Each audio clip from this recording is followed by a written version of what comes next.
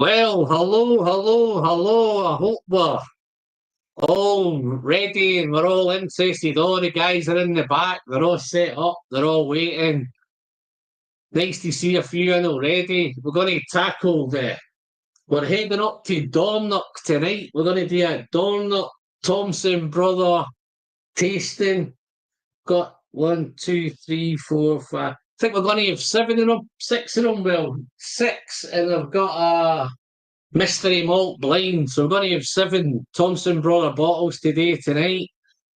I can see Frank's in the background. Frank, I think there's only two of them with a wee touch of red wine in them, mate. I think the rest of them should be all right for you.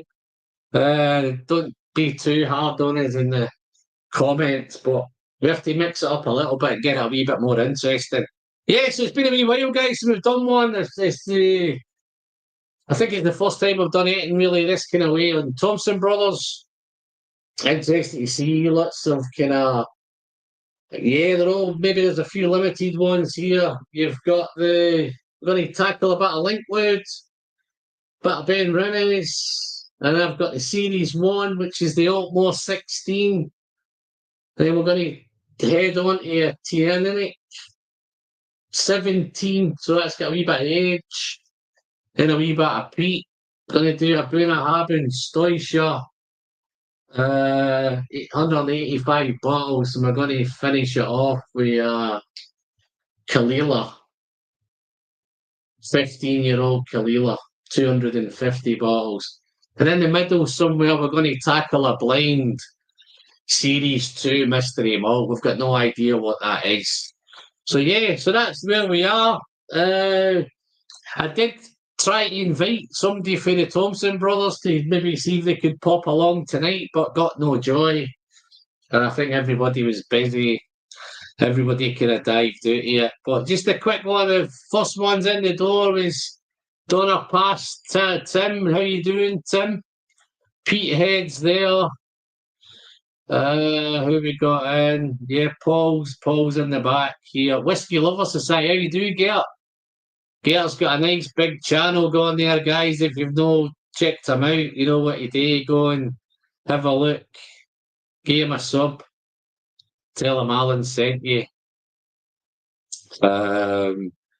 Yeah, so I think without any further ado, guys, I think I might just, rather than me top pitch all night, I thought I'd get the guys back in and get some excitement going, get some whiskey getting nosed and tasted and all of that jazz. So let's see who we'll bring in. Let's bring in the newbie first. How you doing, Mr. Austin? How you doing there? Yeah, doing fine. Looking forward to it. Cool. Who we got next? Let's see who's coming in next. There he is, Big Ian. He's up there, and I don't know where he is at the minute. He's on location, but it looks of it. I wish. Where's that location you're at there, Ian? Is that in Manchester somewhere? No, I'm in Manchester, but that's Dalmunich. It's Dalmunich, yeah. There's Paul. How you doing, Paul? Oh, very good, thank you. Cool. Let me see if I can get the rest of these reprobates. Where are we? There's Mr. Manson. How you doing, Mr. Manson? How's it going? All good. Looking forward to a few drams. Absolutely. And let's get Mr. Andrew in. How you doing, Andrew? Very good. Looking forward to this. Never a bad evening when you have several Thompson Brothers drams with you. Yeah, it looks like Dave's ran off somewhere. So somebody keep an eye and let me know if Dave's back, because he's just popped off the screen here a minute. So yeah, Linkwoods, guys, what are you thinking? Anybody any experience with Linkwoods? Any favourite distilleries in Linkwoods? Any Linkwood connoisseurs in the either in the back or in the chat or and just to the guys in the chat, man, just drop in and let us know what you're sipping on. If you're drinking any Thompson Brothers, am I the only one who can? Where is he? I can't see him here, is he? Where is he? He's gone. Let's see. Yeah, no, I think you'll need to log back in again. I think I've lost him. One less Dave to worry about. Yeah, you might just do it. You might just have to kind of. Andrew, drop him a wee text, mate, and get him just to click the link again, mate, because he's gone off completely.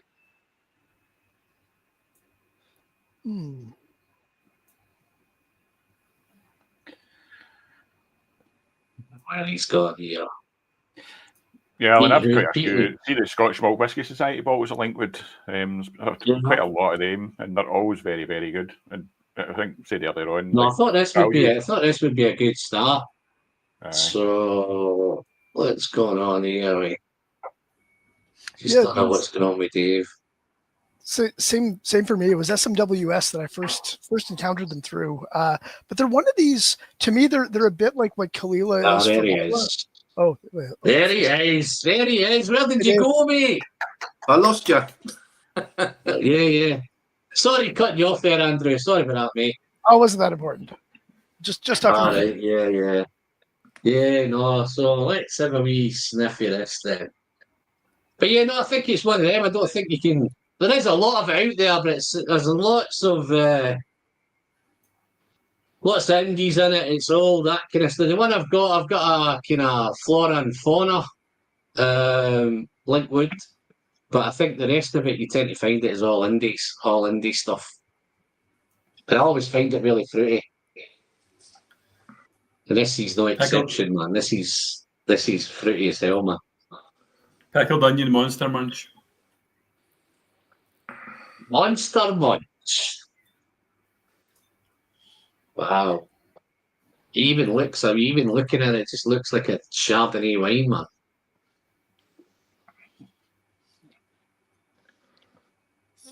For me, it's How'd you go from fruity to Monster Munch? Pickled onion Monster Munch.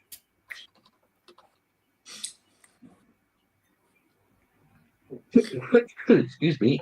For once, Paul, I agree with you.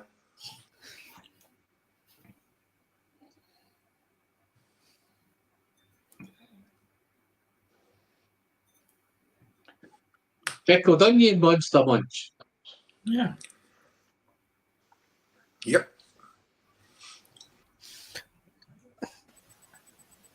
I get fruitiness, but it's a bit more unripe. So like I get a lot of when you get a pineapple that you cut up just a little bit too early. Reminds me a lot of that on the nose. Then on the palate, I don't know if we've progressed to the palate yet, but it's a lot of. You're okay, mate. It's a lot of green apple, bit of grass, maybe some lemon. There's a certain sharpness to it. I think it's more like sort of grapefruity. Like as you say, it's not like ripe grapefruit. It's something just a wee bit sour about it, maybe. I think it's a wee bit sweet and sour. It's one of them sweet and sour ones, man. It comes across fresh, clean, bright, but you get a wee bit on the nose, a wee bit pine going on, pine needly thing. Yeah. It's a great dram to start with. And you certainly wouldn't think it was 54.6% either. Like, I'll have a wee sip.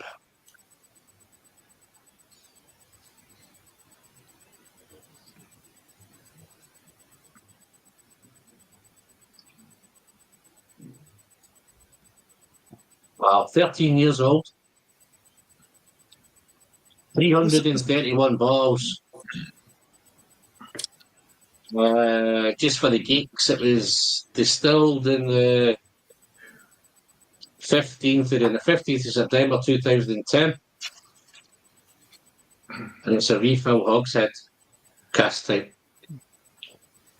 Nice. Very good. It's that wee punchy. It's the first dram I've had today, so it's coming across that wee bit punchy. I'm getting the 50.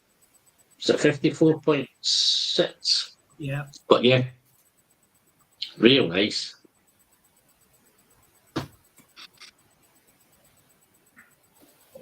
Oh, exciting.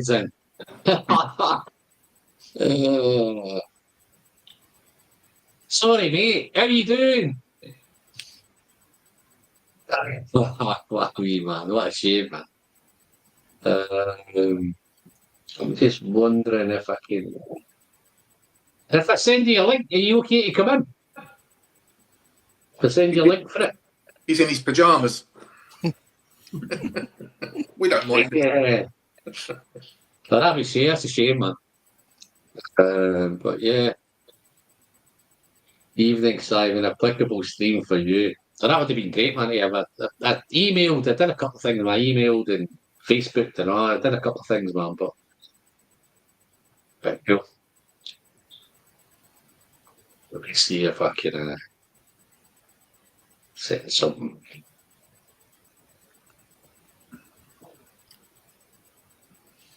You guys chat amongst yourself while I try and see if I can organise this. Paul, have you put a bit of water with that? Have you put a bit of water? Yet. No, I'll Take do the that pickled onions. It takes the pickled onions away. Oh, right. I like the pickled onions. Don't get me wrong. I like it. I love this. It's a good dram.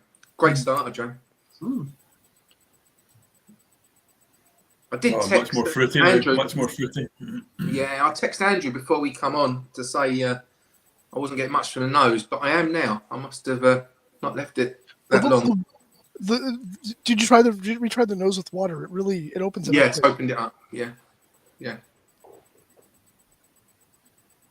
much more kind of green apples and Yeah. Now the fruit's lemons. coming out. Yeah. Yeah, this is just an absolute down the middle spirity Linkwood. It's you can't complain about this. Any idea what the RRP on this is? I haven't looked it up. I think I paid. I think I paid about 65 quid for it. I think. Oh yeah, that's not bad at All all. day I long. don't remember offhand. All day long. I think the value, we've said it before, the value of these Thompson brothers are just exceptional for what you're getting. Absolutely. Exceptional.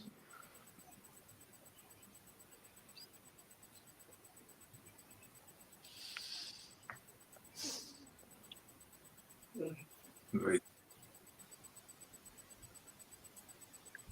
Yeah, well, so when you guys are doing a flight, what do you normally do? Is this normally the sort of thing you'll put as a starter dram, or would you start with a lower ABV? I'd probably lower ABV, to be honest, but Linkwood's always a good starter, whatever you do, really. Yeah, I think tend that's to the problem start if you're doing lighter and then go heavier and then painted. Yeah. yeah. I think when you're doing indie bottles, but and it's all single cask stuff, that gets more difficult. Although Thompson Brothers do some sort of blends at 46% and things like that as well. So that was maybe a good one just to warm up with. Yeah, the one that's the riff on the Sainsbury's. Oh, sorry, I suppose I probably shouldn't. Oh, sorry, it's Tesco. Sorry. Yeah. But it's of course it's not Tesco because there's absolutely no confusion with that. But that's a great starter for a flight too because it's not too high ABV, but just very easy to drink. Did you try the Amazon, the second? I did. Yeah, it wasn't as good. It wasn't as Oh, right. Was it the same? Do you know if it was the same distilleries? Because I think the first one was Clynelish and Glen Ord. No, I didn't have any Clynelish by memory, but it certainly wasn't a patch on the first one. It's I just saw the Simon's comment in the chat. Oh yeah. Definitely got the value, Simon. Definitely got the value. Oh dear. That's the first for me. I've never tried Linkwood before. The complete first for me. Lovely. Yeah, it's good stuff. Good stuff. Other than Burner, I don't own any of these, bottles of any of these. So this is all relatively. I've had other bits and pieces, but I've not owned any bottles. I'm going to see if I can chase this Linkwood. I'll see if I can find any. This is a good one. Yeah. The Master of Malt. Did any of you get the Master of Malt one from? This would have been about a year and a bit ago. They were charging something crazy like £35 for it, and for an 11-year-old Linkwood ex-bourbon, it was just absolutely like just the prototypical starter dram for a flight. But you can get. I guess there's a lot of it out there.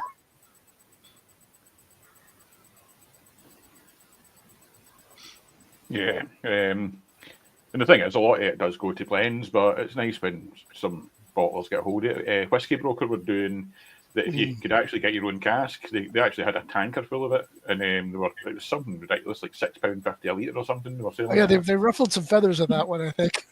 Yeah. Whiskey Seriously Brokers, they're absolutely great value. I mean, quality can be a little up and down, but you're not paying much. No.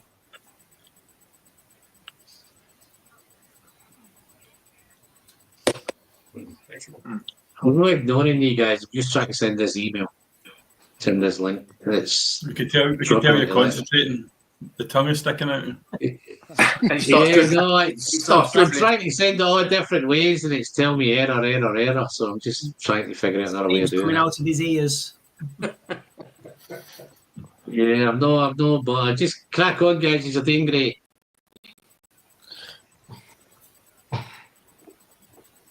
Should we stick with this one or move on to the second? I'm going to finish it. This is very easy to drink, and I'm worried I'm going to finish it all before. Yeah, we're running out quickly here. I'll tell you what, we'll go to the second one. Sod, Alan. We'll crack on. Yeah. Right. What's the next one? Benrinnes. It's Benrinnes. Benrinnes, yeah, no, I'm struggling to send this, man. This will be quite a good comparison. Well, similar ages and similar cast type, so. Mm-hmm.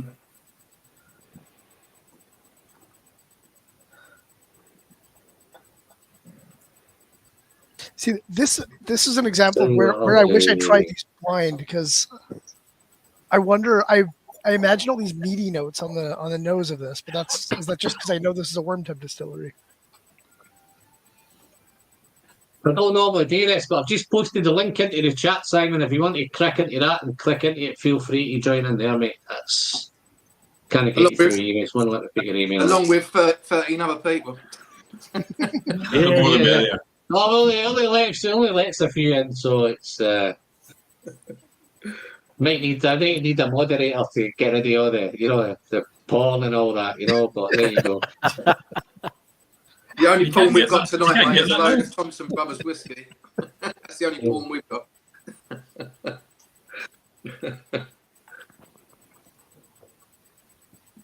That's up, so he's on Benrinnes now, yeah? Yeah. Just started. Mm.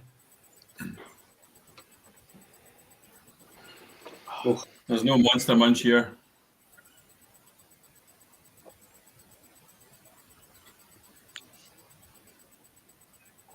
Benrinnes can be so good. It's poor man's Mortlock. Yeah.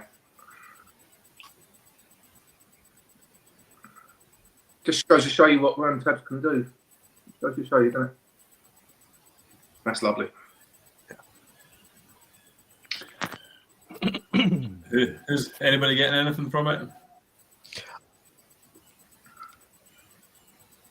So yeah, it's Come on, it's Andrew. fun. No,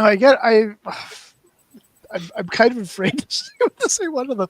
I guess some fruitiness, not like the Linkwood. So again, some pear, maybe some white pepper, but also like I don't know. There's just something a bit. Again, I don't know if this is just because this is confirmation bias, but almost like a certain like quirkiness on it.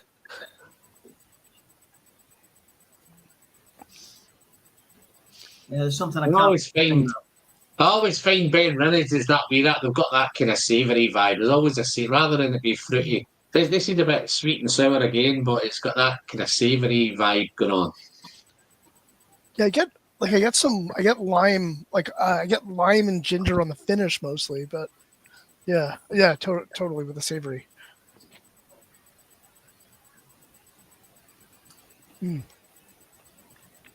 Actually, I agree. Frank commented in the chat about the mouthfeel, and yeah, I definitely agree with that. Somebody super chat there for your Marty at Whiskey. No, I didn't see him. When did he sneak in? Cheers, Marty. Thank you very much for that, mate. Again, guys, Marty's got a fantastic big whiskey channel over there in the States, you know. Occasionally tries, I think he's predominantly bourbon, but he likes to try the odd whiskey from time to time, or Scotch from time to time. Thank you very much for that. Cheers for that, Marty. Have a wee sip of this, Benrinnes.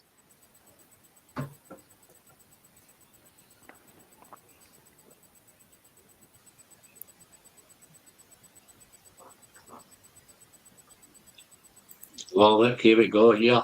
Look, here we go here. Look, we go here. Oh, wow. Now, How you Alan, doing? How you doing, big man? yeah, good. Yeah, Alan, first I have to give my apologies because I'd put on my notifications for this and I was listening in the background and I said, oh, was I invited? Went and checked my emails and yeah, I've been a bit crazy busy the last little while. And No, I thought that way. I didn't think you were just blanking me, you know.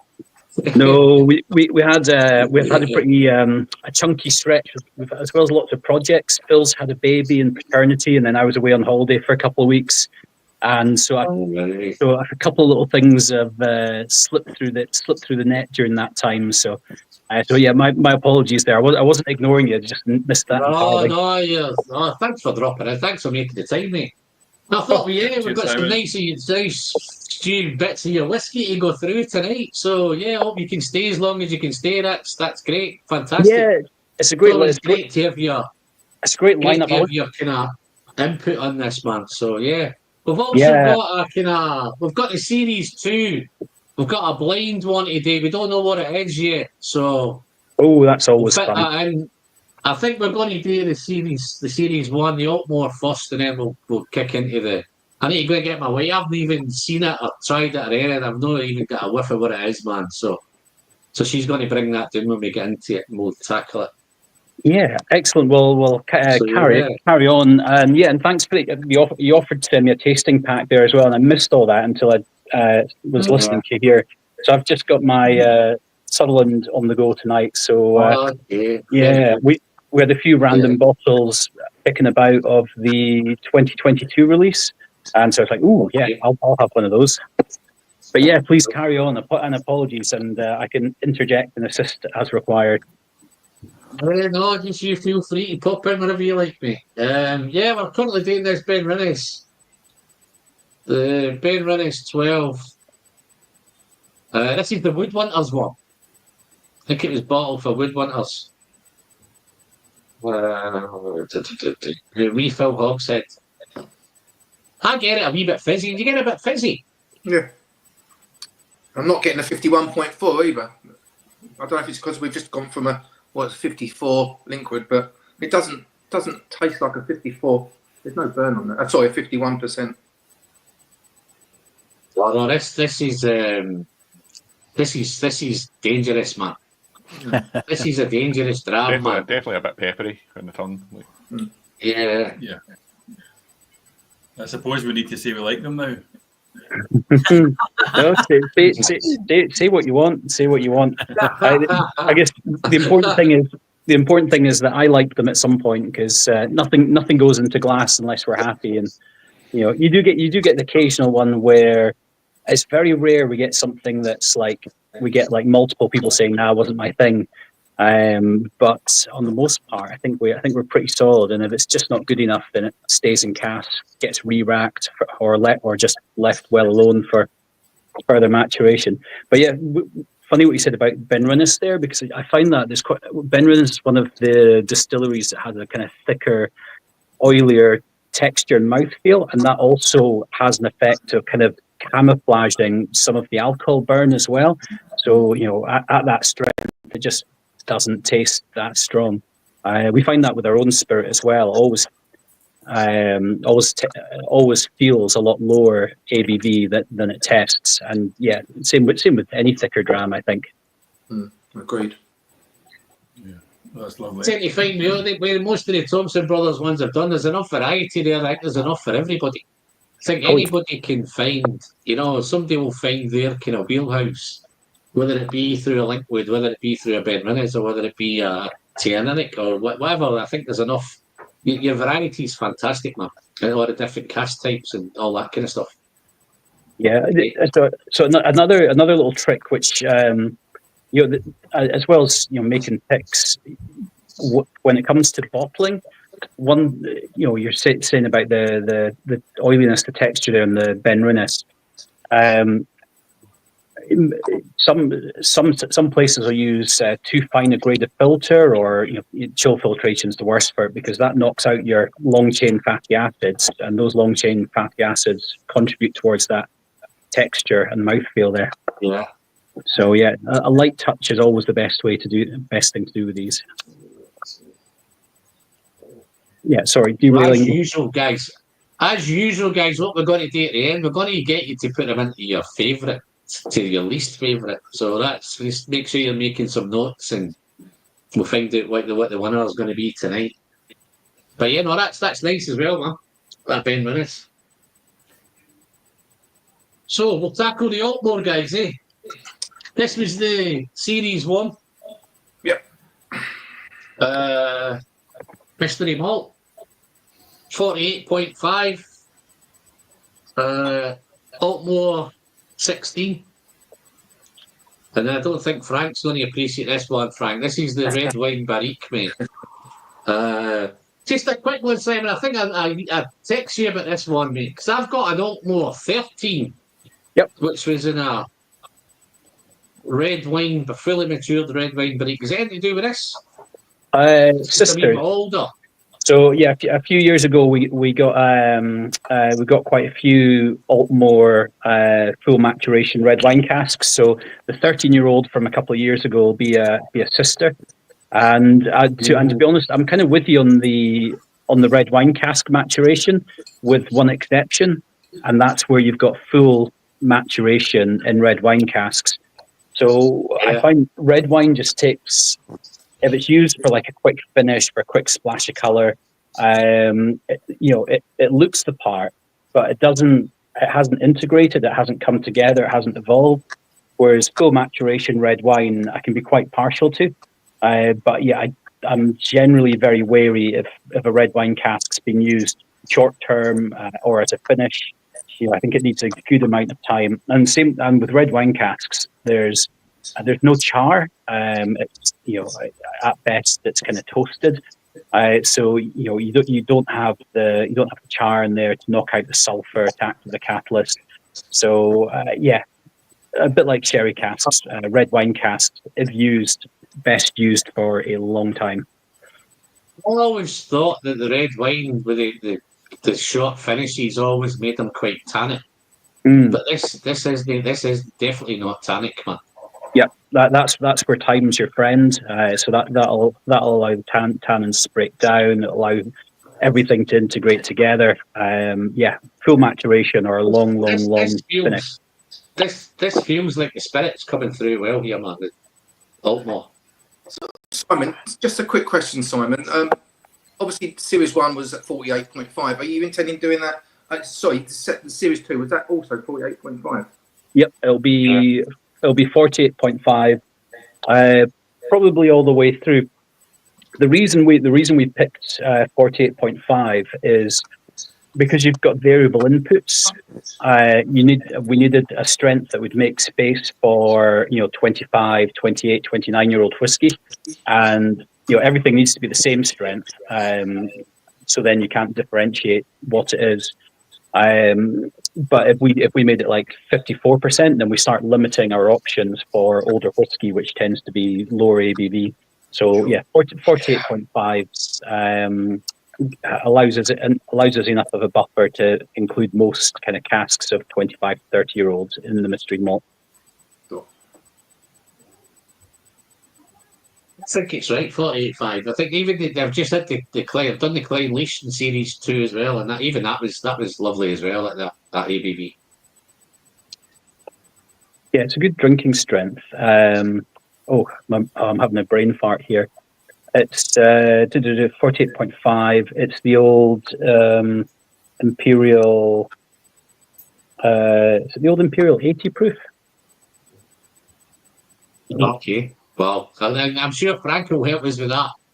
Frank's our resident geek, so I think he'll kind of keep us right on that.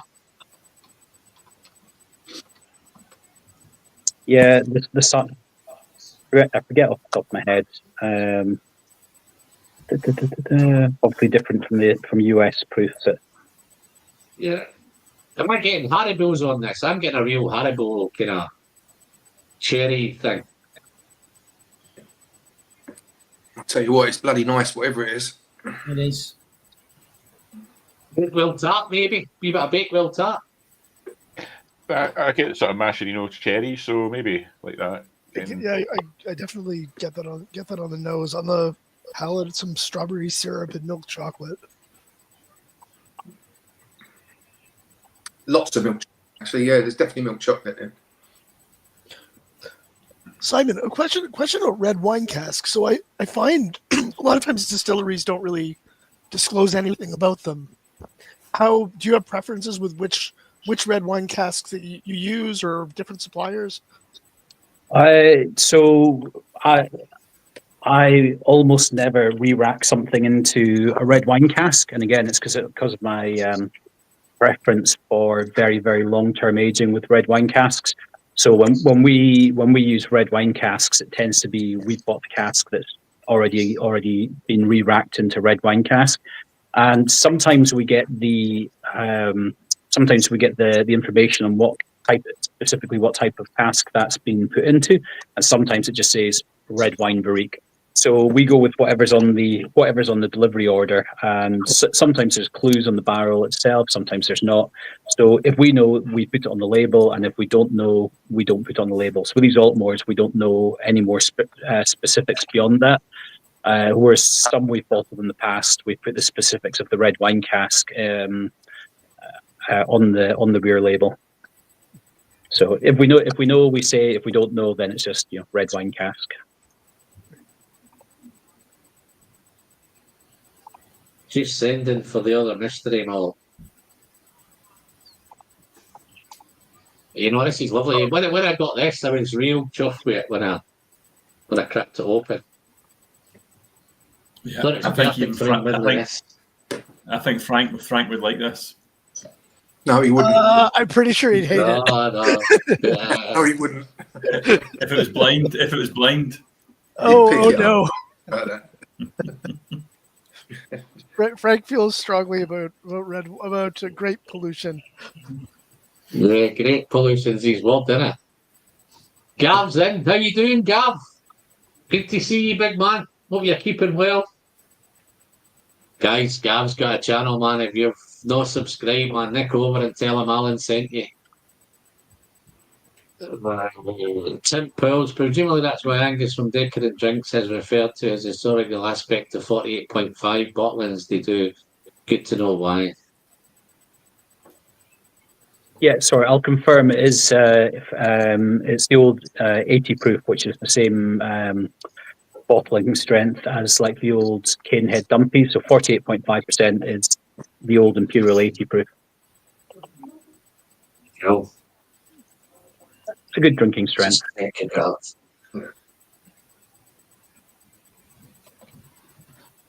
Frank's not a great man. Ted Brooks is in. How you doing, Ted? Nice to see you, mate. He's drinking a Thompson Brothers 13-year-old Benrinnes. You got older than this one. Yeah, I'll take it now, love, yeah. That's your second mystery malt minutes. All right, let me just take that cork off with you. I want to pour it, I don't know what it is. So, oh my, that's light. You get the toffee when you smell that second one. Aye, look at that, man. Wow, that's so different, that, isn't it? But yeah, let's let that sit for a bit. I won't crack it yet. But I've got the bottle here, guys. He's took the cork away, so I don't know what it is. Right, you rip the label off it, find out what it is. But yeah, no. No, again, this is again, it's a wee bit sour. Maybe some tinned fruit on the palate as well. Simon, I've got to be honest. When I first heard about the mystery malt #1, I was quite sceptical. But I think Andy will back me up. We had the best night we've ever had in Campbelltown. We brought a couple of mystery malts with us, and as a conversation piece for a group of people, well done. That's all I've got to say. Yeah, it's so much fun as a group activity. Oh, trying mate. to Best figure night. those out. It's kind of a surprise for adults, isn't it? Yeah. Yeah.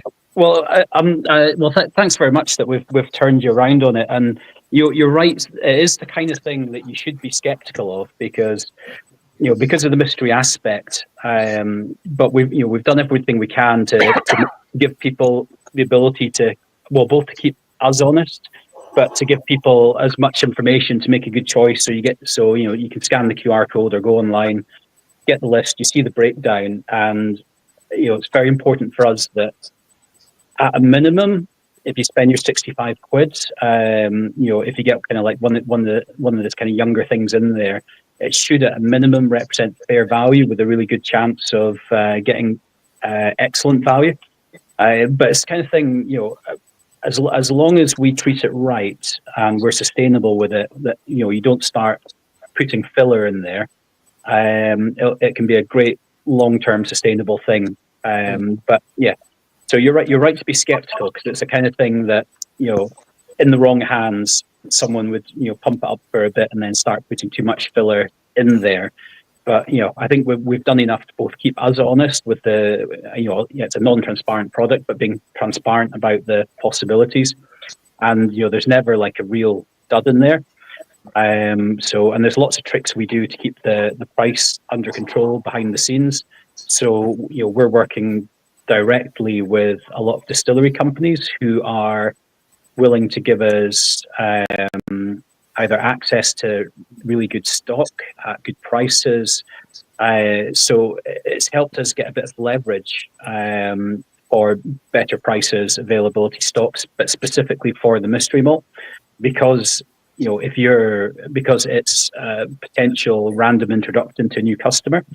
And we've seen that play out quite well, especially with some of the new wave guys. So I've seen quite a lot of good feedback from Series 1 and Series 2, from Series 1 with Glen Withus, for example. Glen Withus isn't really on a lot of people's radar. They've given us a couple of casks that were absolute bangers. And people are going, "Oh, Glen Withus, I've not tried one," or maybe I tried the first release and then I said I'll wait a bit longer. And then people are saying, "Oh, this Glen Withus was good. I'll keep an eye out for more Glen Withus." And so that's kind of what we want to do with it. Is it's giving people, just that randomized whiskey thing. And in theory, it should all be good. It's all good liquid that's going in the mix, and a lot of the other companies and independent distilleries we're working with directly are being quite particular about the casks that they pick. So with a lot of the distilleries, I'm asking them to make the selection. How do you want to represent your distillery to someone who's gone into a shop, but they've not thought about buying you, they've bought something else, and now you're there in your house. How do you want to show yourself off to them?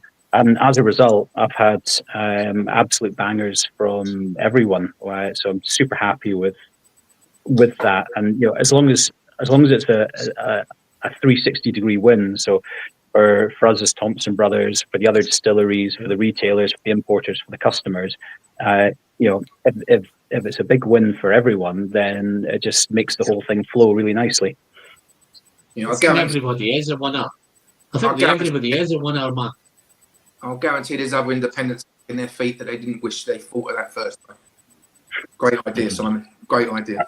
I've taken part. Some retailers do like sort of lucky dip type stuff, and it always felt like they were just trying to get rid of bottles that they couldn't sell. There was that one retailer a few years ago that did the flood damage thing. I'm not going to name them, but a lot of people ended up with peated Glenturret.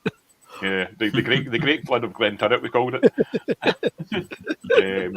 And I mean, they promised some like really nice bottles, and there was a really nice bottle. I think it was like a £2,000 bottle, and it was a guy in one of the Slack groups that actually got it, and he ended up giving it a sample to all the people, or some of the people in the Slack group.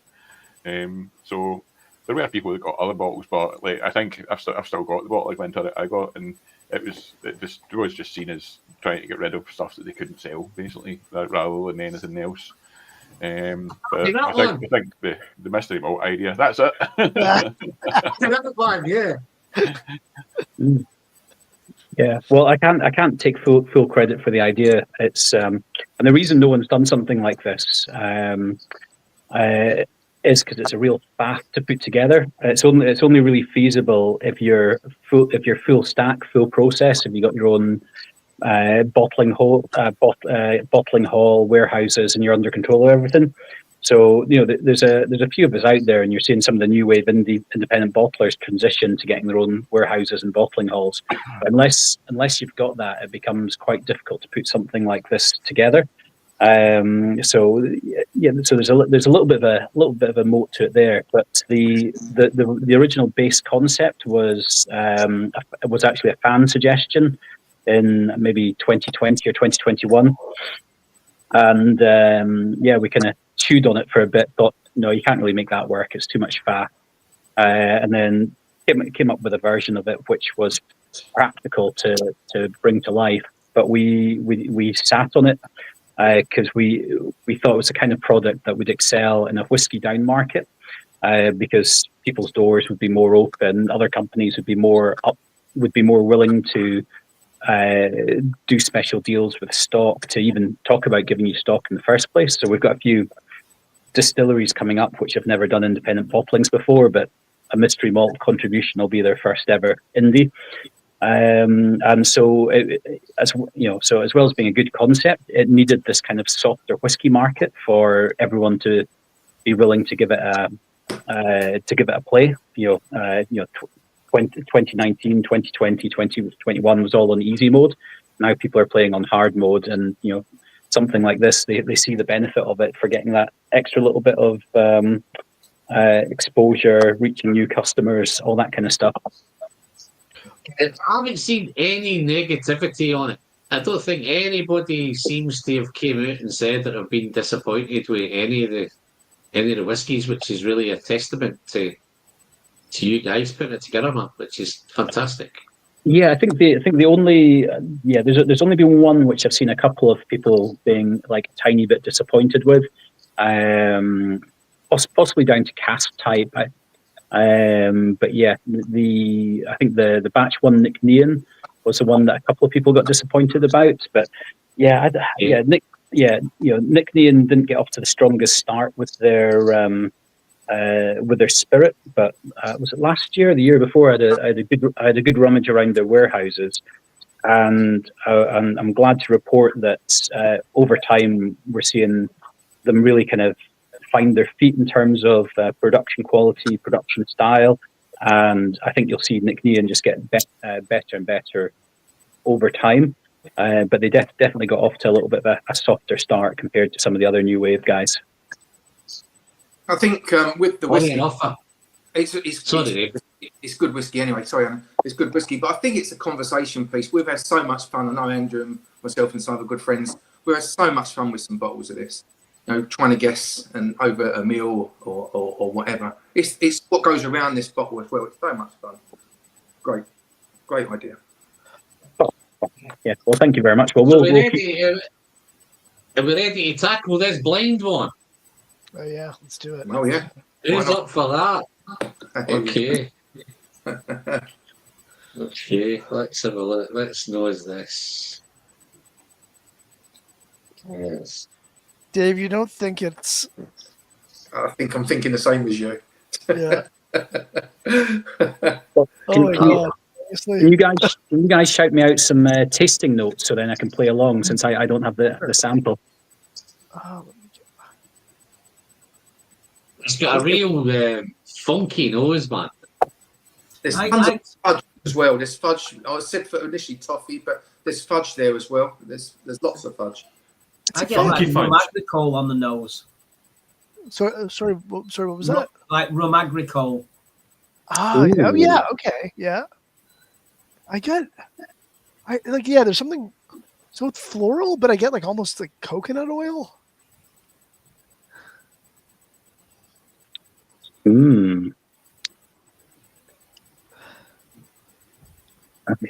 me pull up my list again. But I'm getting funkiness as well, Ellen. a little bit of funky. It's super funky, man. Is it Campbelltown funky? Is it green? When you think of colours, I'm thinking green, man. Something's just as green as hell with this. Yeah. Yeah, if you're going to do what whiskey, was a good shout. It was a good shout. Yeah. If you're thinking Campbelltown, then ask Alan if it smells of baby sick. Oh, no, it's not. That's just Glen Scotia that smells of baby sick, man. I don't think there was a Glen So Scotia. there's none of that baby sick in here, man. No.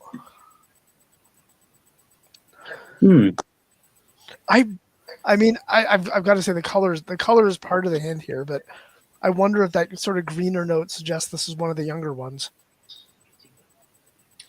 Yeah. Yeah. Well, I'm wondering whether you're describing a Dornoch there. There's definitely a few of our kind of styles there, especially when you're saying rum agricole there. How cool would that be if this is a Dornoch and a Thompson brother tasting, man? Yeah, that'd be good.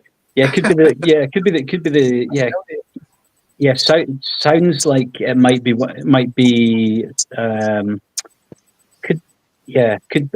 shortlist could be the Dornoch Glenwivis or Neon. It's very green and very veggie, man. They've got real veggie. What's the? I think wasn't. I was going to say I think it's Dornoch or McNean. I think it's the McNean, Dornoch. In fact, I'm first in the queue. I think it's the McNean. You think it's McNean? Yep. This is, but I don't think it is. I don't think it is. The cask type's wrong. Let me taste it. I'm not tasting it yet. Let me taste it. It's not got the profile for me for a name from what I've tried. But I don't think I've had a Dornoch. So this would be cool if it's so cool if it's Dornoch, man. I've had very little Dornoch, so I don't have much to refer it. Compare it to. Wow. Even that funkiness even goes over onto the palate as well. Yeah. Little bit spicy, little peppery pip. So it's interesting. Like it's Very nice, man.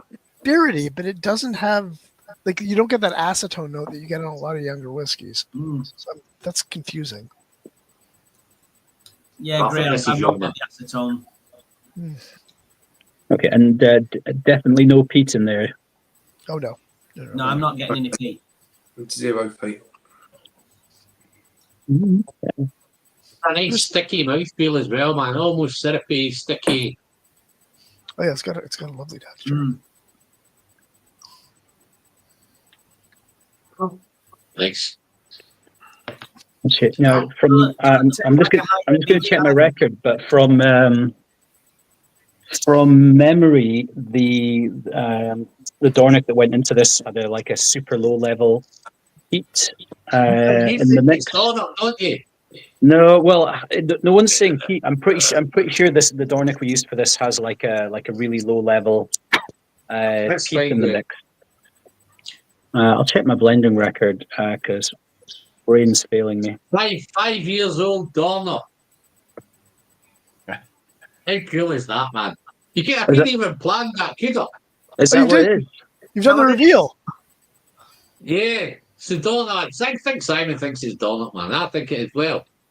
I was pretty there with him. So it's Dornoch. So you may as well tell us all about it, Simon. Right. Wow. Oh well. So let me pull up my blending records here. So this one, it's a series 2. I was composition, so we kind of pulled it together from a few different casks. So it's not a single cask. I think everything else in series 2 is a single cask. The Dornoch is not. Let's have a look. Where's my sheet? So I'll need to. Internet. Yeah, let me pull. And you say there's a little bit of peat in this because I'm getting no peat. Yeah, I thought that one might have had a super low level. I'm going to check my blending records to see. I might be wrong on that. When I saw the color of this, I thought it was the Loch Lee, but then when I tasted it, it's not at all like the Loch Lee we had. No, this is The reason why I bought this was Dornoch, because it's not like anything I've tasted before. Yeah. I clearly need to try more Dornoch if I can get one. Yeah, I would be upset if I got this one. Yeah, we do make unusual juice. I'll just forward Simon's email to you guys, and you can just reach out for him, and I'm sure he'll send you something. Right. You did say you want to plan this. He said, "What I'll do? I'll make the mystery one the Dornoch one, right? Don't tell anyone." Honestly, well played, Alan. I couldn't have planned that if I even tried it, mate. Honestly. No, tremendous. That's good stuff. Yep. It really lovely. is. So I've never tried anything like it, but lovely. I think this is something that is just, you can just nose it, man. It's got that weird, funky. You get something. But I think this one's not been poured as long as the others. So I've just poured this probably 20 minutes ago. But I think this would just get better the longer it sits in the glass as well, man. Definitely has that funky veggie. I'm not going to say an off veggie note, but it's got something real funky, veggie, greeny. Yeah, there's a lot of biological flavors in there. You know, with the extra long fermentation, you get that biological complexity that carries through. So there's not a lot of straightforward flavors.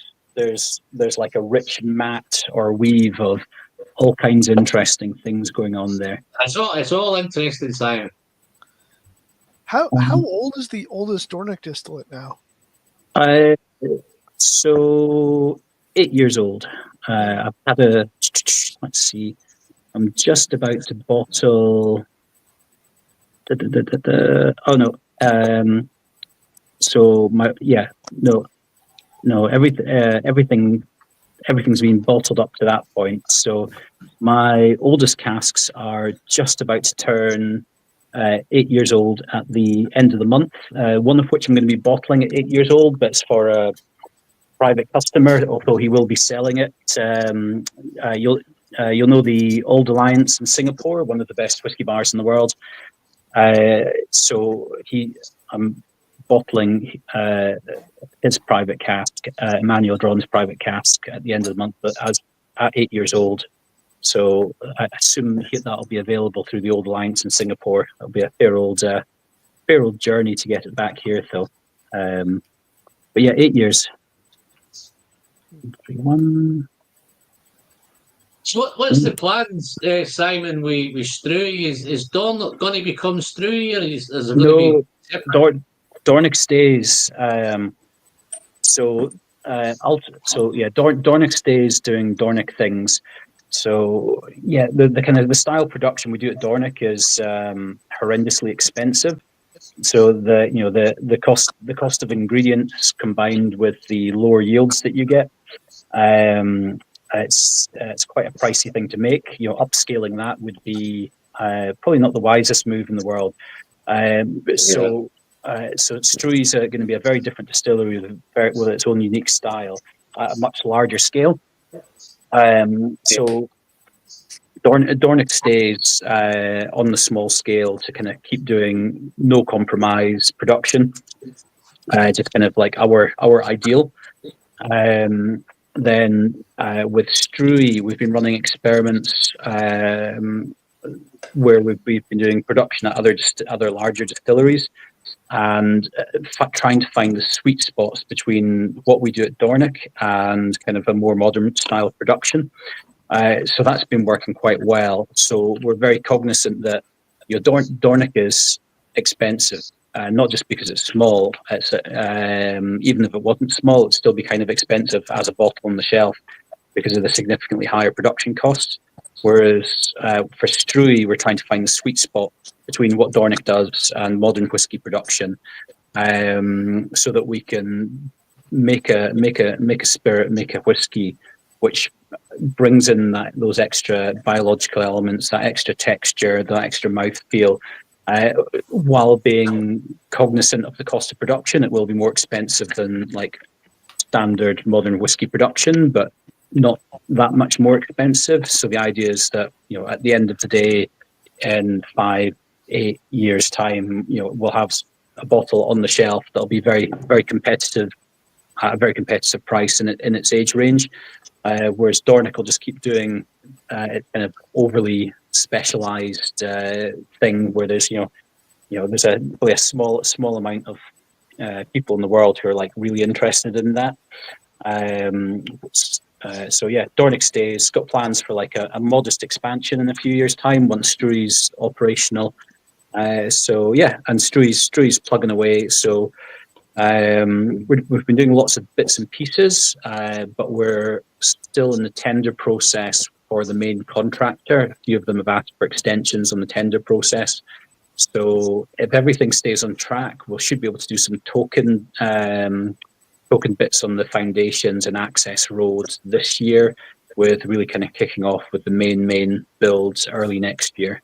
So yeah, all on track. And yeah, don't get me started on the energy systems, because that's been a big focus of mine recently, and I will just bore you all to a great extent. All right, okay.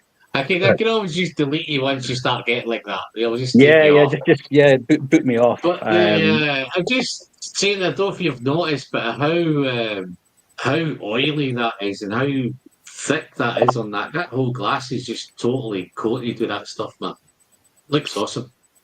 Yeah. Well, so the Sutherland that I'm drinking here just now has about 20% Dornoch in it, and Dornoch not only standalone, it's almost sometimes too much, too thick, too dense, too juicy, and when you mix it with something else, so in this case 20% Dornoch, 80% Clynelish, it really brings a small amount of Dornoch into a blend, brings a huge amount of impact. And that was quite a surprise to us, or a surprise to me, because we never had any intentions of blending with Dornoch, but it's a really, really powerful tool for blending. And part of it's to do with that texture, with that oiliness, but also the intensity of some of the flavors in there as well. Sometimes I find that some of the flavors we achieve are of such a level that they're kind of past the what's the way to put this? Yeah, they've kind of like maxed out relative to your ability to taste them, and then I can mix Dornoch with something else, and certain flavors that were in that cask can still remain the same despite diluting it by 70-80%. The longer I leave this in this glass, that kind of toffee, I don't know if Dave's poured this a wee bit earlier in mine, but that toffee fudgy thing is coming through now, and the kind of funky thing's easing back a little bit, and it's I think the longer you leave this, I think more things will come out on it, and I get more interested. There's a lovely little kind of caramelly, fudgy toffee thing. I've got a in the house. So yeah, just to let you know, mate, I'm chuffed with my bottle. I'm chuffed with my 65 quid Dornoch. You did pretty well getting that in the Clynelish. I got that and the Clynelish, and I've got the Altmore, so yeah, I think I've done okay with them, to be fair. Very good. He'd have done me a 29-year-old something, but it's not happened. But maybe in Series 3 I might get something that way, but... Oh yeah, so yeah. I think they've all been good. I've enjoyed all of them. Yeah, so the mix for this Dornoch, there's we've pulled from 3 casks. So we had a part of it was from an old Solera Woods cask, which let's see, 131. Yeah, so an Oloroso Montilla cask, but it was old Solera wood from 1960s or earlier. The cask had been in circulation, so really old wood there, which is cool.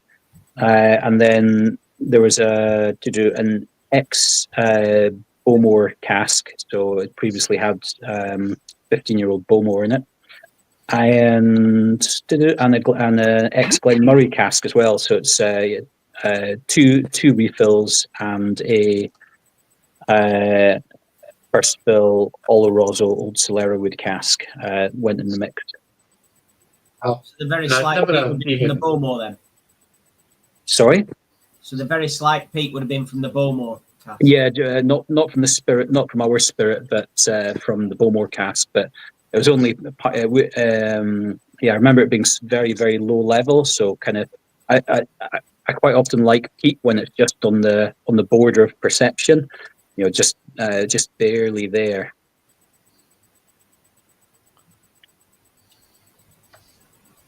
Nice one. This is going to become tough when we come to pick our winners, guys. It's going to be interesting. Hope you're keeping your notes. Yeah. Well, don't worry. I'll before you do that, I'll log out and probably be asleep, so you can say what you want there. It's going to be hard to pick a winner, man. I think we might all get different winners. I think that's how good they all are. I think so far. Let's have a look there. Pete's cracked in. Petehead's cracked in. I checked quickly but couldn't find a conclusive answer. But 57.100 proof makes sense. 48.5 being 80. Matter of calculation.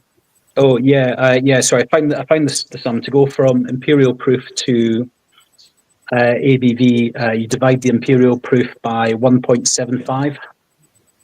So yeah, it's 80 proof. It's also, if you look at the old, if you look at bottlings from 1979, 1980, that was a changeover from imperial proof to ABV. So a lot of the bottles were labelled with both during that time period as well. So you can always see it there. Particularly Dram. Thinks you're in amongst a load of whiskey legends, Simon. Think we're doing you a treat here. Goodness me. Well, I might be in the company of a few legends, but yeah, I think we need another few decades before we even think about legendary status. Simon, you're a God modern, bless you. you're a modern classic, mate. You're a modern classic. Modern classic. Well, thank you very much for that. That's early days, isn't it? Petehead Muscatel. I'm just trying to catch up some of this. Donna Pass thinks your Sutherland 5 nice subtle fruits that I assume were from Dornoch PX cask that went into the blend. Otherwise, nice Clenleaf's base too. Oh yes, we love it. We love our Sutherland. So I think I've got one up here. I'm not sure which one I've got up there. yeah, well, we've got in Dornoch, we've got an office and with a bit of spare space left over, so we put a little kind of mini shop in it, and we call it our offline shop. So, well, whenever we do new bottlings, you know, the stuff that goes online tends to sell out in fairly short order, but we'll keep a bit for the shop for people who come up to visit us. But also stuff just crops up, which was, you know, allocated for export and then didn't go for export and then sits around for a while. So yeah, a case of this. Just this is the original 2022, the very first Sutherland cropped ups. So I was like, oh right, yeah, I'll take one of those home with me for sure. But yeah, I've got the 2024 one. Yeah, the Sutherland works really well. I think I've probably said this before, but the original, when we did the Sutherland the first time, my brother kept Phil. He kept asking me for Dornoch to do blending with. He had a few ideas as things he thought would work, and specifically wanted to blend Clenleaf and Dornoch together. Call it Sutherland, teaspoon of Brora.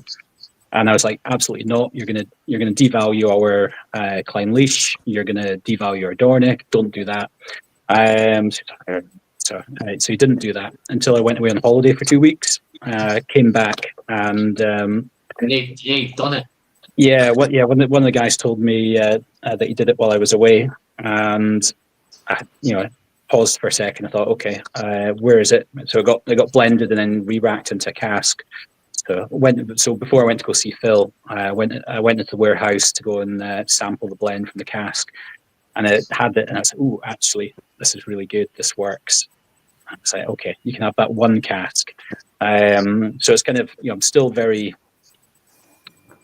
So I've relented. I'm like, it's like a little bit of Dornoch every year for blending for Sutherland, but then there's mission creep. He keeps looking for new things to use Dornoch for. But if Dornoch was bigger, no problem. But we produce so little that I'm kind of wary about it. But the Sutherland works really, really well, and we'll keep doing a batch every year. But we've started working further and further ahead of ourselves now. So making the blend, putting it into cask, just the longer it's got to sit there integrating, the better. I find that with all the blending, the less pressure you're under and the more time you've got, the better the results. And so we started working quite far ahead of ourselves. So maybe one day. I think Tim's asking Simon if you're going to do it with Val Blair. Oh, any chance we'll get Val Blair casks? So we've never bottled. We've bottled 2 different Val Blairs, but they were name protected. So we've got 2 things in the process. There's some Val Blair kicking about through one of the brokers just now that we're probably going to purchase, and at some point we'll do a named Val Blair, and because I really like Val Blair Distillery a lot. Then that's on your doorstep, isn't it? Yeah, absolutely. But I can't just wander over and go and see them about a cask. It's it's part of a global company now. But one of the things we are in talks with Inverhouse about some named stock for the mystery malt. So that will hopefully be coming at some point. Pulteney, Speyburn, Val Blair, Anot, not who. Hopefully we'll get some of that into the mystery malt in the future. Nice.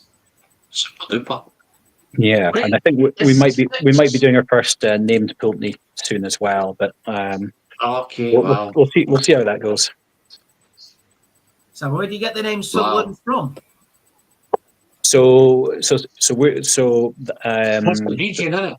Yeah, so we're in Sutherland, and there's 3 distilleries in Sutherland: Clynelish Distillery, Brora Distillery, and Dornoch Distillery.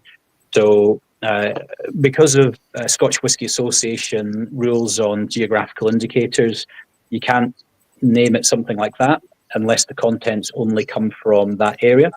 Right. The exception being brands that have grandfather rights. So I think that rule came in. It was in the 90s anyway. I can't remember if it was 93 or 96. But if you were already using a blend with a geographical indicator, then you got grandfather rights. So, for example, like Old Perth, the whiskey doesn't have to come from Perth, or Isle of Skye. The whiskey doesn't have to come from Isle of Skye, and so on. Whereas if you had a newer brand with a geographical indicator, all that whiskey has to come from the stated geography. So, for example, the North Highland blended malt, the value bottle, that can only have whiskey from the North Highlands. Oh, great. Price of them's incredible, mate. I don't know how you get them at that money. Those North Island ones. Third one's that? You're the third one now, yeah. Yeah, third one's just out, and it includes some really weird peated Dalmore in the blend as well this time, which is fun. Wow. I think the last one I got had a wee bit of Teaninich in it. I think it was different for the second one. The second one had the Teaninich, didn't it? The Teaninich in it. Second one was Teaninich, yeah, and the third one. Yeah. I'm trying to remember what because the third one we've just released. I keep getting it mixed up. No, I think the first one I remember was Glen Ord and Clynelish. Yeah, the third one's Ord, Clynelish, and peated Dalmore. The second one Was it Glenord, Clynelish, and Teaninich, I think, is it? I think so. Yeah. Oh, I think when I I've got checked that, that's what I had. I think the third one there's got a wee bit of peat in it. That's the Dalmore stuff, yeah. No, they're all great, man. Sorry, I've still got the blending record up in front of me here. Teaninich. The 3 casks of Teaninich, 1 cask of Glenord, 1 cask of Clynelish. That's batch 2. Yeah.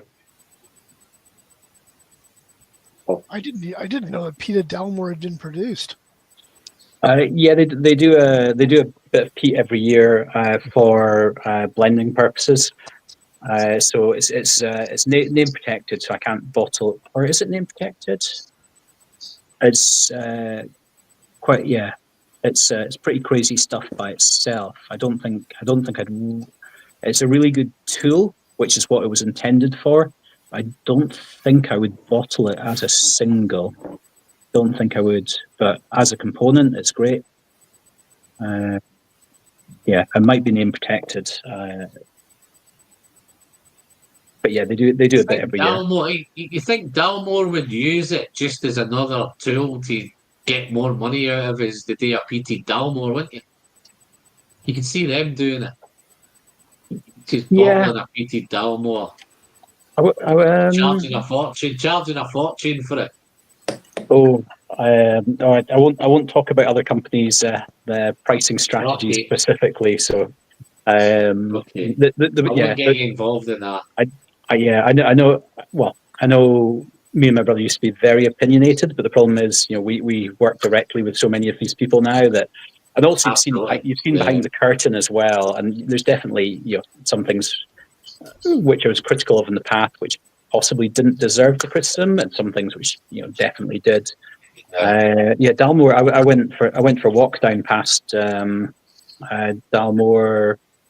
On Thursday. Anyway, earlier in the week, but they're doing a big kind of expansion, and it's been close to the public for a while, and there's a lot of works going on there. So we'll see what that looks like when it's all done. Hopefully they don't do they don't continue too far down the Macallanization of it.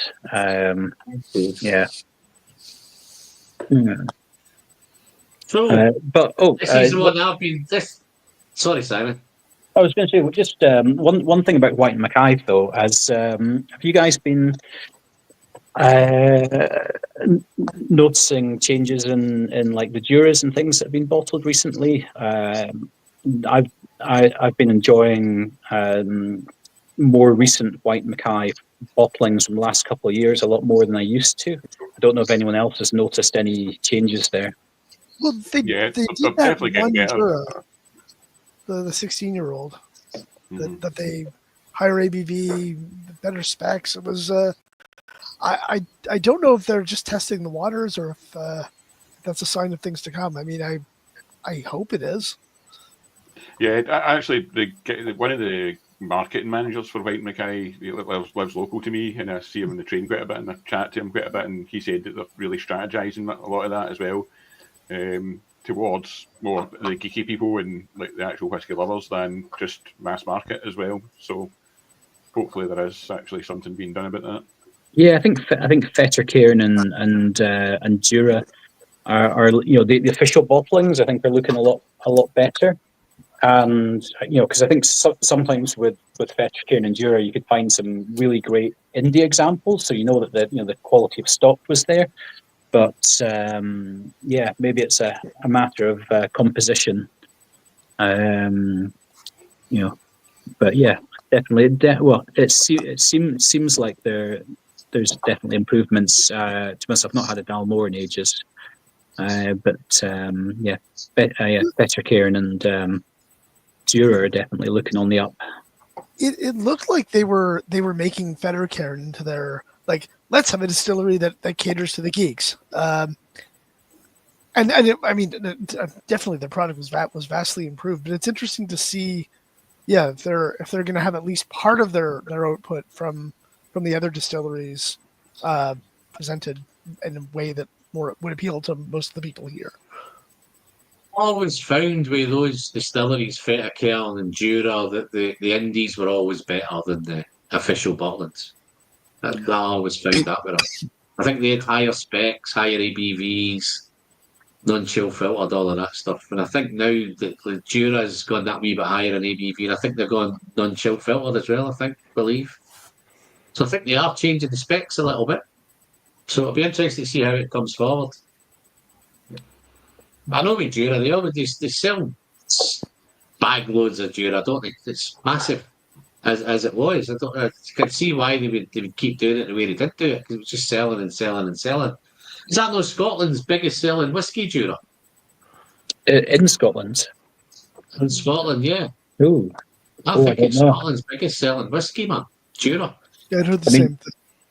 I mean, it's one of the ones that's usually on you see more often on like the supermarket deals where absolutely where the price is below the trade price for a bar. Yeah. I know the guys in Arran love the Jura. Say again. The guys in Arran love the Jura. I've got a friend that lives about a mile away from Lag, and they all drink Jura. I think a couple of years ago, or a year ago, they got a woman as a master distiller. I think they've changed their master distiller as well. I think it's a woman. Forget her name now. There's Greg Glass, and there's a lady as well doing the blending. I spoke to her, and she definitely said to me a year ago at some show, I can't remember where it was, that there's going to be a small portion set for the geeks rather than the mass market. And we had some samples off, and Jura do some fantastic whiskey. It's just they produce for the masses. I think Craig put out to quite a few of the shops and what their thoughts on Jura was, and basically said they're like a master of all trade, jack of all trade, master of none. So they're trying to. They don't have a style. They don't have a. They didn't have like a profile. So if someone said I like Jura, it's like, well, that doesn't really tell us much because this one does this does this, and so there's no specifics to do. So they were trying to come up with a style for Jura that was a that someone would say that's a Jura rather than, well, it could be anything really.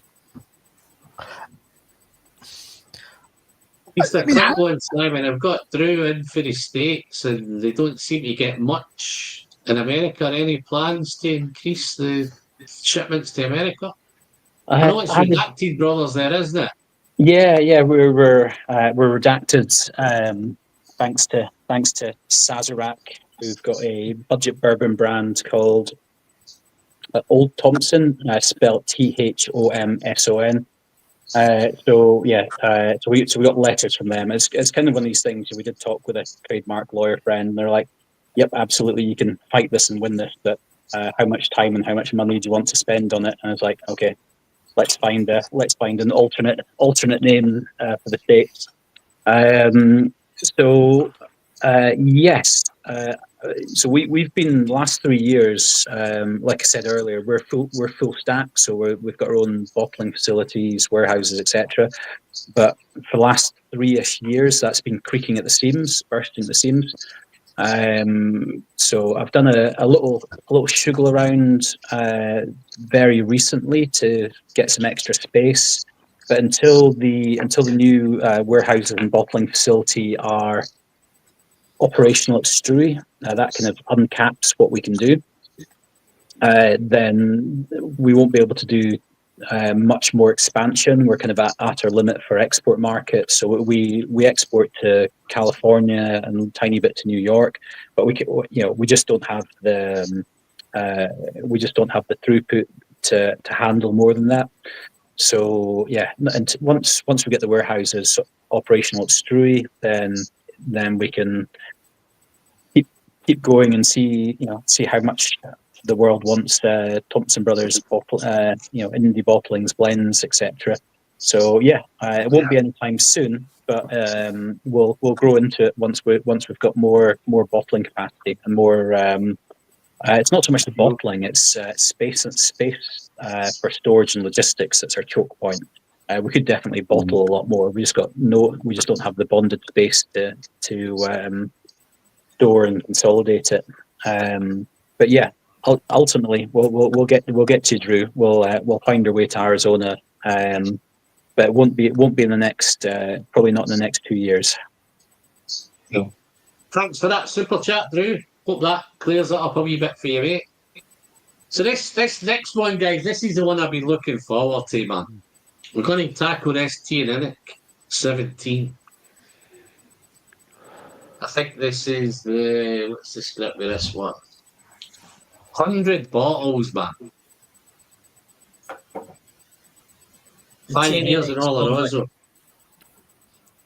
Oh, this is awesome, man. I could nose this for days, man. Yeah, there's a lot going on here. It's Oh, I get a I might have to pour some more. When you were chatting there, I was sipping on it. I didn't realise how much I had drunk. So let me pour a wee bit more of it. I got licorice on the nose for that one. It's very, very lovely. Yeah. Really dark roots and just lovely. So, and can you guess why there was only 100 bottles from that Oloroso hogshead? Did you guys siphon off several of them? He's got So the rest of the staff got something to do with a mystery malt. Yeah, that's a mystery exactly. Malt one of these, isn't there? Oh, right. Yeah, so that was in. So we split the cask. So part of it went as its own bottling, and the rest went in Mystery Malt Series 1. Ah. Yeah, but you'll find that with a few of our stuff, especially when it starts getting into the older age range. We have to work the mystery malt on a kind of an average cost across the spread. So so we can use things like 25, 27, 30-year-old whiskey, but you need to just use a small proportion from a cask, and then the rest gets bottled as a because like a 29-year-old whiskey.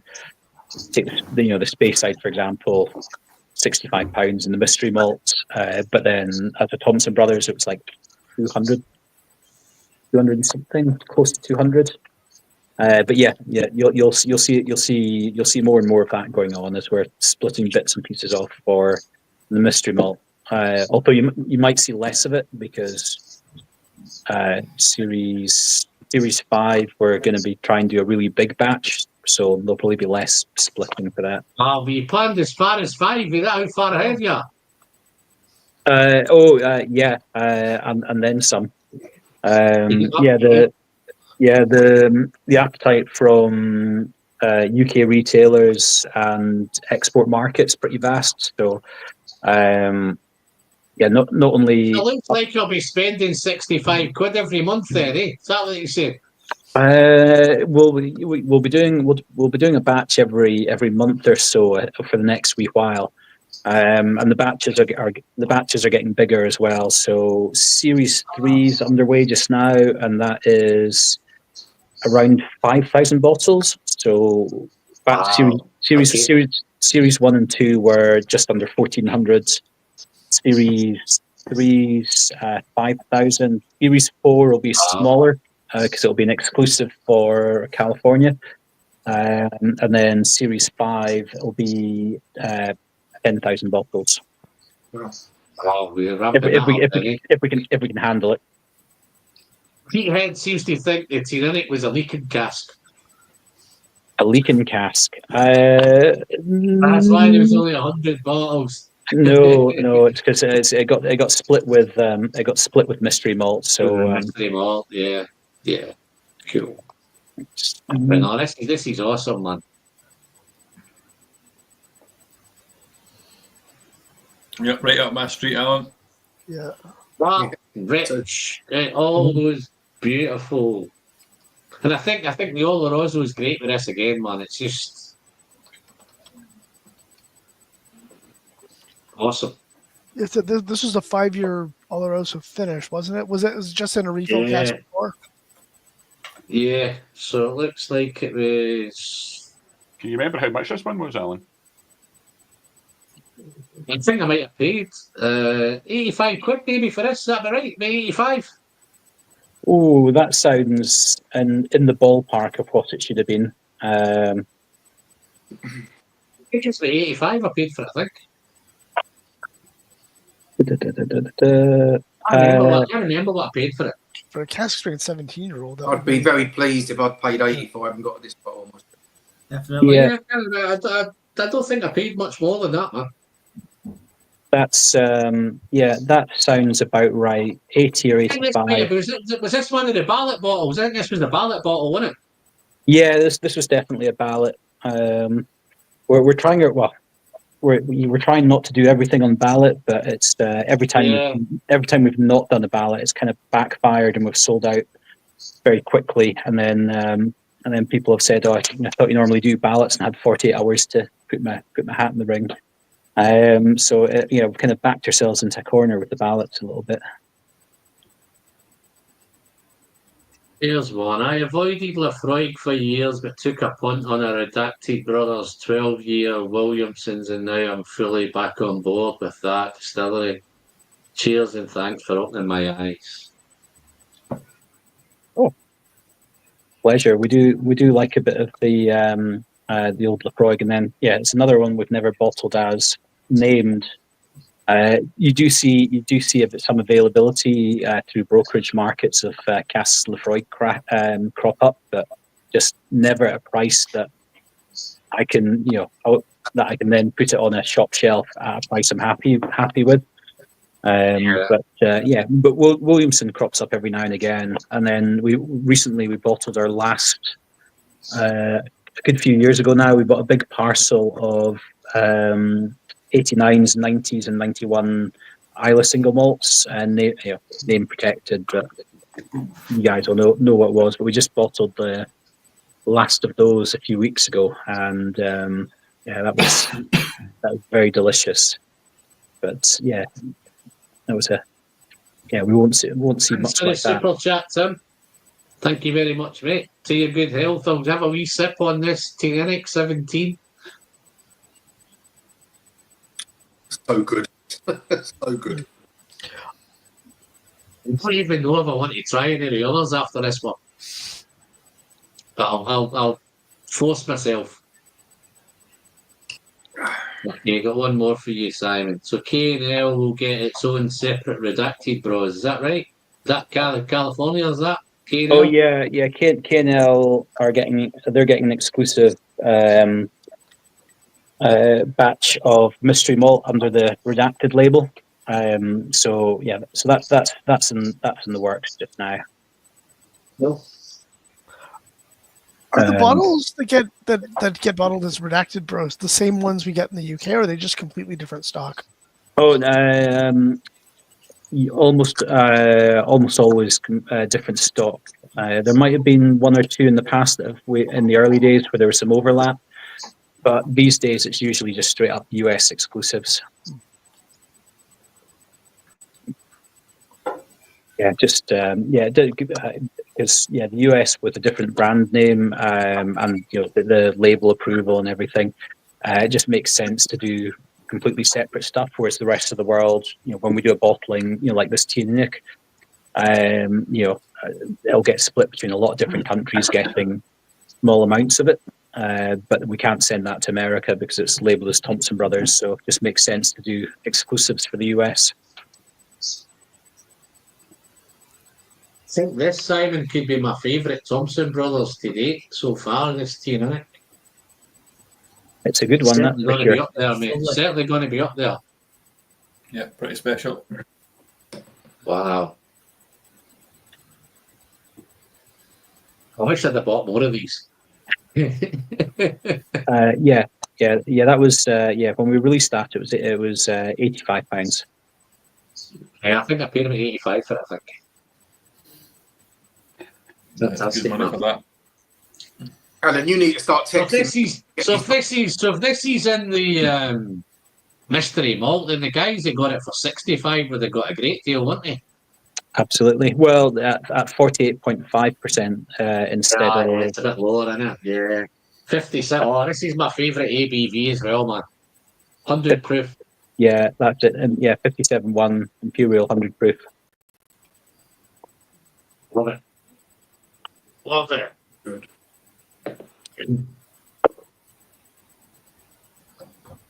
He's ready to try the peat, guys. If we must. If we must, okay. Bring it on. All right. So, let's have a look. Are you a peat guy, Dave? Mr. Austin, are you a peat guy? I wasn't a big peat guy when I started my whiskey journey, but I don't think I tried the kind of mass marketed peaty ones. But now that I've joined in with the Ayrshire whiskey, they've taught me a lot more about whiskey than I knew before, and I love peat when it's finished with either a port cask, sherry cask, something like that, as opposed to just a kind of standard Great bottle. peat, man. Hi, Rob. How you doing, mate? Thanks for dropping in. So this is the Bunnahabhain, Simon. Which Sponsor. can you show me the label there? It's got a little Bambi on it. Oh, nice. We just had some t-shirts made with the Bambi on the back. It's got a little Bambi on, I think. Let me. Yeah. Thank you. So what's the story with the? I know your labels always mean something. What's the link between Bambi and Bunnahabhain? I don't know. I don't know, quite frankly. I think this one was organised by Phil, and I never asked why there's deer on the label. That's a silly question. All Bambis like Stacia. Simple as that. Yeah. That looks like a peated Bambi. Yeah, But so it's one of if you look at the Teaninich, that looks like it's got, is that like a whale or something on the Teaninich one? So they've all got kind of Oh yeah, all the different Teaninichs. vibes. All the Teaninichs have whales on them, don't they? Yeah. And I think the Linkwood's got a wee cat and a balloon on that one. So there's some nice, cool labels. I think they stand out on the shelf, man. I think that's the cool man. So a quick search shows that Bunnahabhain has a lot of red deer and roe deer, as well as wild goats and otters. With the artists usually tend to tie in the distillery or something to do with the distillery with the art, and we kind of leave it in their hands. So yeah, I'm guessing it's just looked up local wildlife. I can't wait till you tell us about the Kalila one then. Can't wait till you tell us that one. With the what have we got on which Kalila?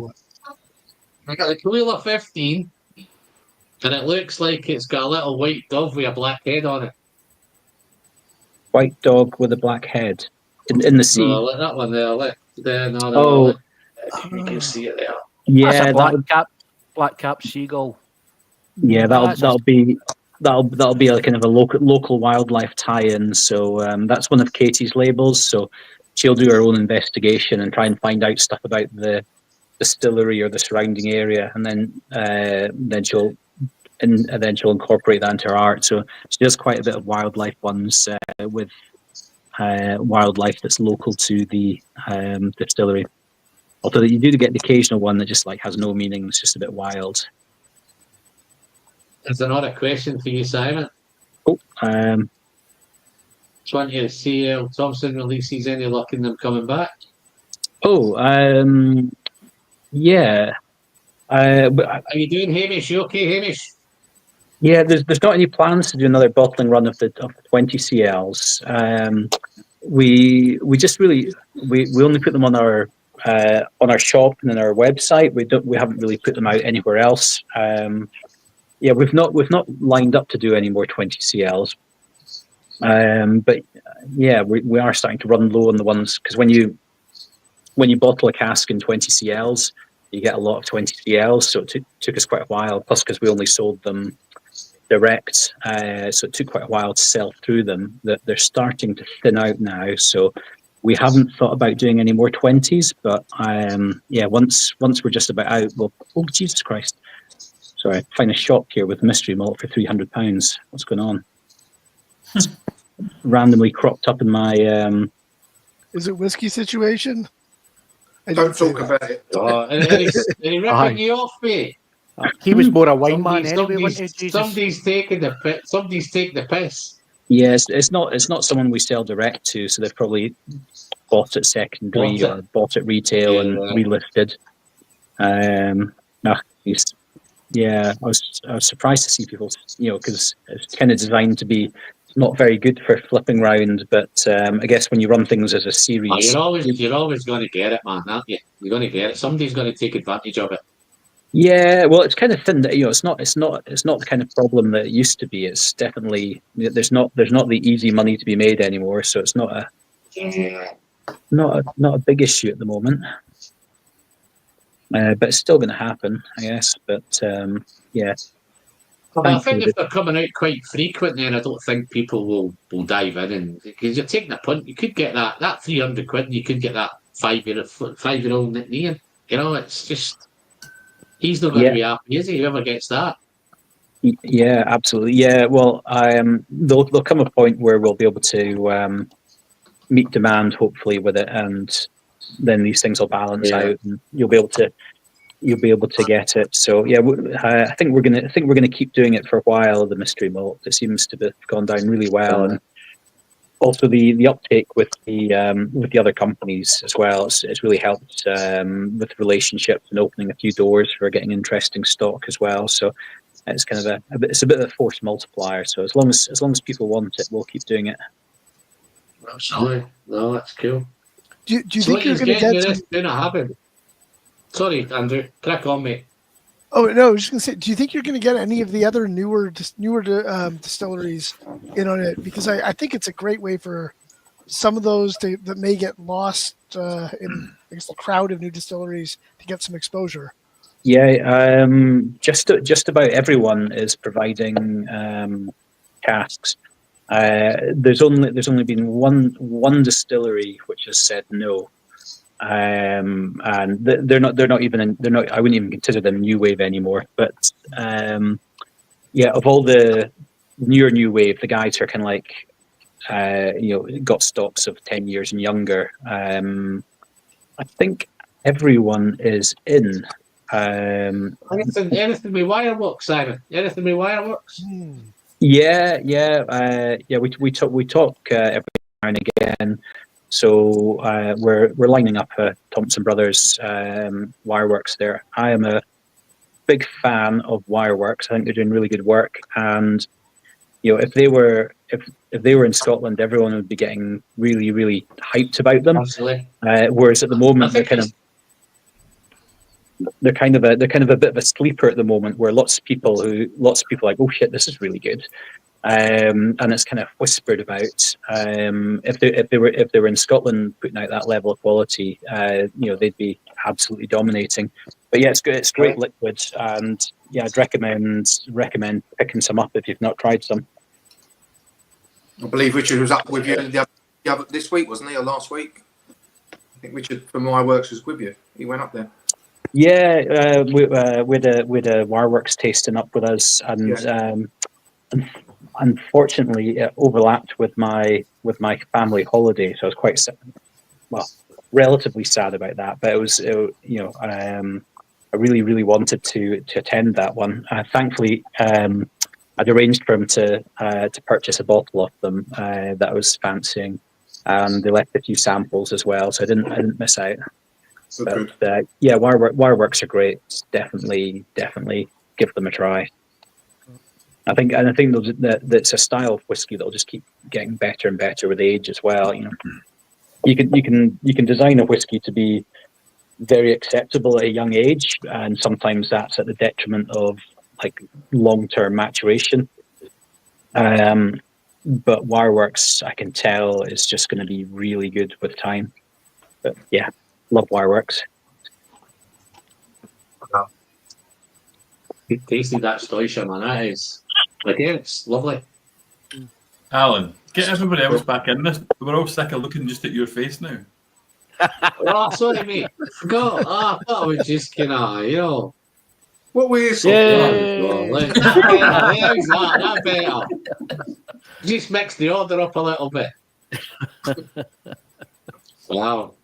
Now, do you not see me enjoying that whiskey there? You must have seen me sipping on that and enjoying it, man.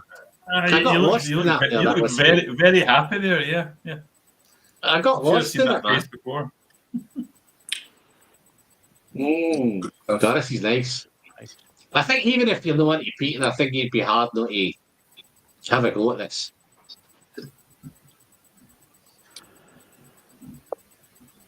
I pretty like Bunnahabhain. Is a peated Bunnahabhain. I much prefer the Stoisha stuff to the Monia. Some of the sort of distillery releases of the peated stuff.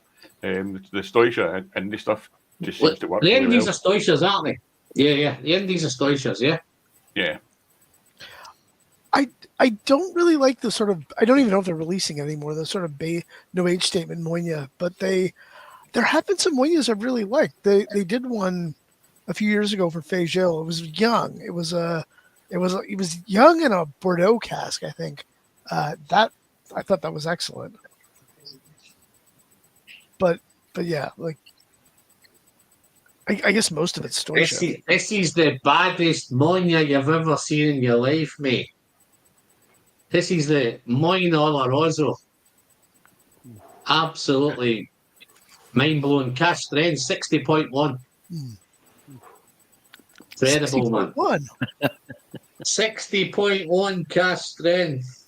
Natural colour, non-chill filtered.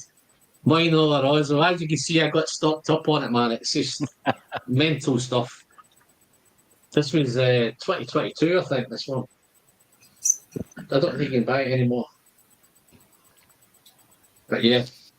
I think you can still just buy them what the Bunnahabhain Moine is just as a core range Bunnahabhain.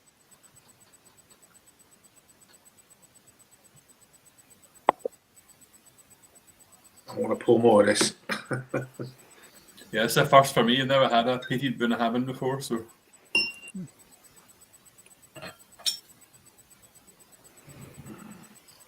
I don't think this is all peat. I think it's just integrated nice. Yeah, it's kind of where the peat becomes like salt and pepper in food, where it's just elevating it rather than being the dominant flavour in it. Yeah.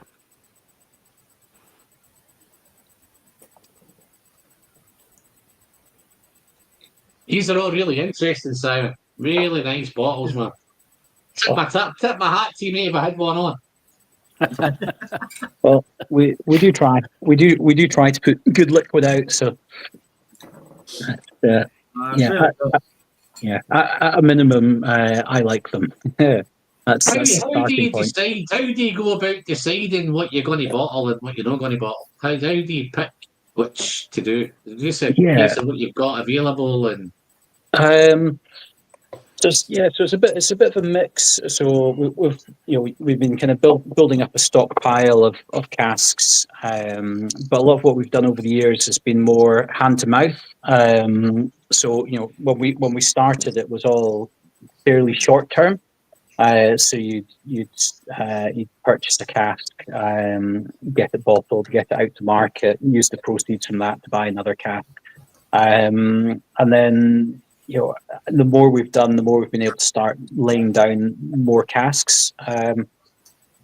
Now, when it comes to like the larger companies, you tend to buy parcels of 15, 20, 30 casks, and you buy them blind. So in that instance, because we've got our own warehouse, we've even got our own bonded transportation if we need to use it. But we'll get all those casks shipped up to us, and then we'll work it. There's a decision that happens before then where, although you're buying blind, you're very familiar with the quality of certain distilleries from certain vintages and how well they work in different cask types. So you've got a kind of you've kind of deduced that this should be good.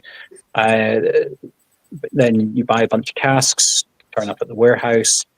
The roll in the door, the first thing you do is take the bungs off all of them, and you work your way along, nosing and tasting and going, oh, right, yeah, this one is just good to go. It's market ready. We could bottle tomorrow. Let's organize some labels. Next one. This one needs a bit more time. Let's just sit on it and check back on it in a year or two. This one maybe needs a bit of treatment. Maybe it gets recast into something, and if it gets recast, then it gets laid down for longer. Because not a big fan of short-term wood influence. It needs time to integrate.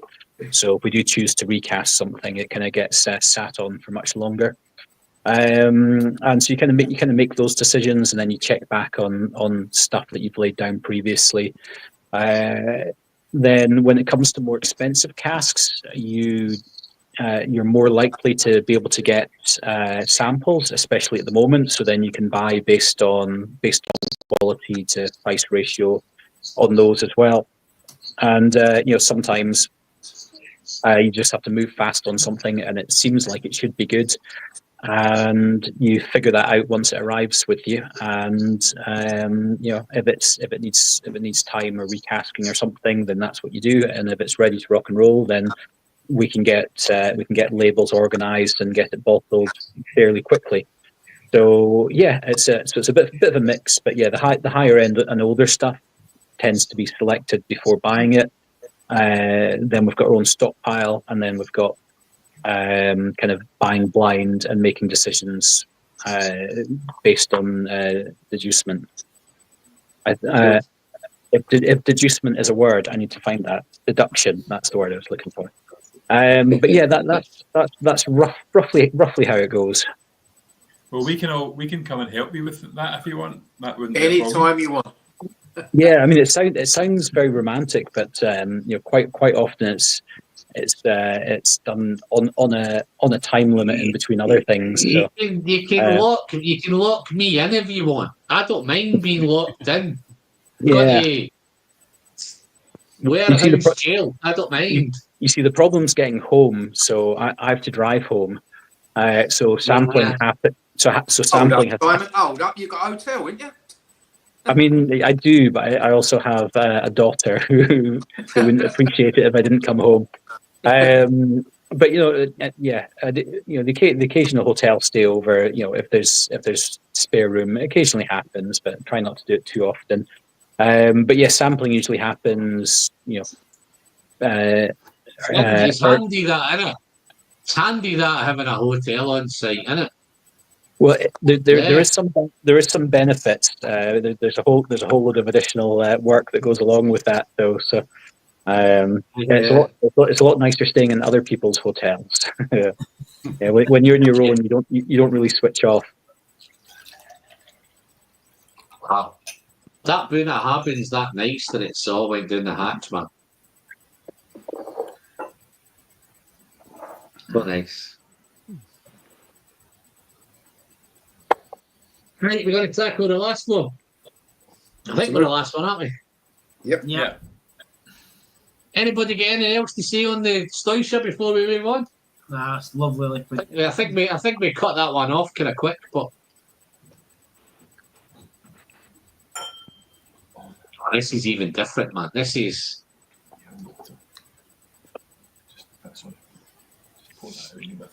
So what's your final dram? It's the Kilo 15, 54.9. I know the one. 250 bottles. Rechar and dechar. Ooh, So what's rechar and dechar, Simon? So that's where you take an existing barrel. So you take it could be a barrel that's been used multiple times already, and the heads get taken off the barrel, It goes into a machine, which then shaves all the char and a little bit of the wood off it, so it thins it down, removing that layer of char that's already effectively been used up. Then that cask, with both ends, goes into furnace and then gets refired. So I really, really like the de-char rechar, because I feel that the flavor you get from old woods, it's like I guess it's the same reason why some distilleries will season their new oak for an extended period of time. So it's effectively like using very old seasoned wood, but then bringing it back to life. So I'm a big fan of de-char rechars in terms of style. It doesn't overwhelm. It brings a good bit of color. The woody, because if the oak's too fresh, it kind of brings a greeniness to it. But with de-char rechar, that oak's already 20, 30, 40 years old before it's been shaved and refired, and I'm a big fan. The guys down at Invergordon distillery just near us have a cooperage, and we'll take casks empty casks that we've bottled from Thompson Brothers, and take them down there to have them de-char recharred. Diageo will do a lot of de-char recharring as well, because it makes economic sense to get an extra good quality use out of a barrel. But yeah, it's one of my favourite cask types as an all-rounder, and luckily it's also one of the cheaper cask types as well. It's a lot cheaper than a first fill bourbon or first fill sherry cask, and I really, really like them. I think as an all-rounder, it brings enough characteristics to the plate without overwhelming spirit character. So if you've got a more spirit-driven whiskey, or you want to see more of the spirit in the whiskey, it shows that off. But then it's also got the char and that old woodiness to it as well. All round one of my favourite cask types. What do you find the differences between just recharring a cask and as opposed to de-charring and recharring? Sorry, de-charring versus a de-char rechar. Well, if you were just to de-char the cask, you would expose some. I guess you would expose some new oak, but then without char, you're going to have a whiskey that's going to need to be left for a very, very long time, because you've got nothing to break down the sulfur compounds and act as a catalyst. So I think unless you're aiming for long-term maturation, you really need that char in there. What's the difference between STR and de-char rechar? Oh, STR is a charred wine cask. So you get some of those caramelized, so the wine's soaked into the barrel, and then because wine casks are normally toasted, so they lack the char. So it's basically just charring wine casks, and you get some of those. So you're kind of caramelizing the sugars in the wine mixed with the wood. Yeah. Oh, cool. What he's getting on this, guys? What you nosing?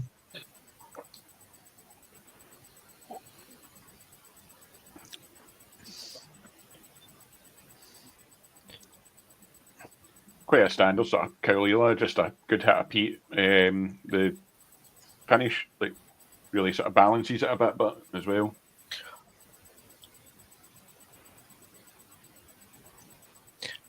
I always get this sort of grilled lemon thing on the note with Caolila, and I get it with this, but also there's maybe it's the cask, but I also get almost that. I don't know if this is one of these Canadian references, but did you guys have Old Spice deodorant here? It reminds me of that. Alan still wears it. Hey, God, Old Spice. Old Spice and print. That's some brute. What's that? Haya karate. Yeah. Oh dear. Oh, sorry, I didn't notice the question there. The Glasgow distillery, yes, is the answer to that. So we'll be seeing pretty much every new wave distillery represented in the mystery malt, including Glasgow. I can't remember if we're just getting casks for the mystery malt. Yeah, I think we're getting a few casks for future batches of mystery malt. Are we getting? Don't think we got any other casks for Thompson Brothers Glasgow. But yeah, it's definitely coming, but it'll be part of mystery malt.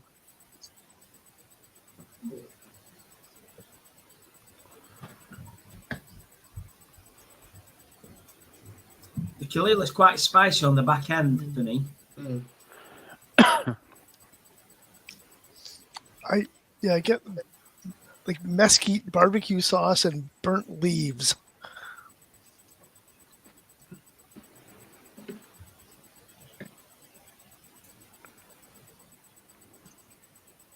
I think the peat's beautifully integrated, man. I'm getting a kind of jammy, strawberry, cherry, chocolate thing up, and then the peat's just sitting in behind it. Yeah. Really, really weird, man.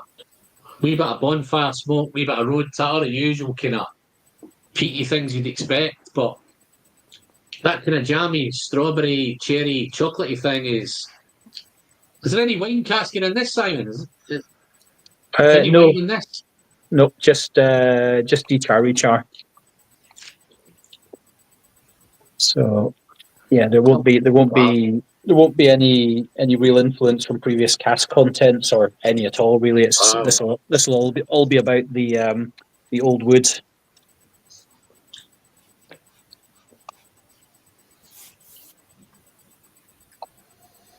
It's So absolutely it's- lovely.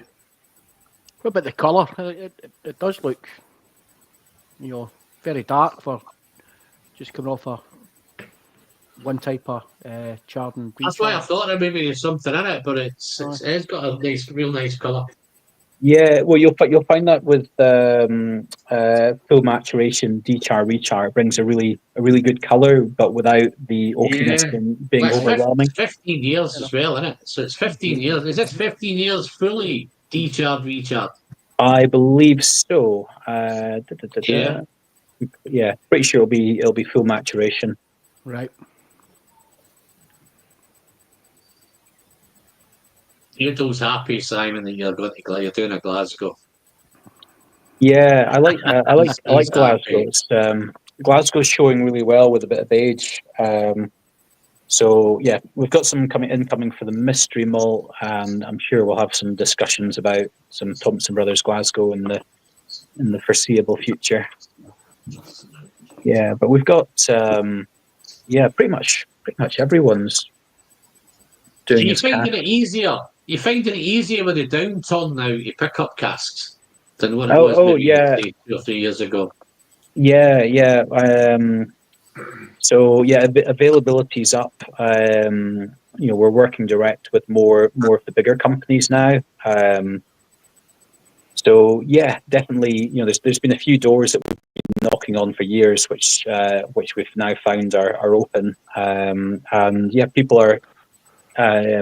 Even if their company's not being affected, or their distilleries not being affected, they're definitely more willing to do more things just to kind of give them that buffer, kind of seeing the way the rest of the industry's going.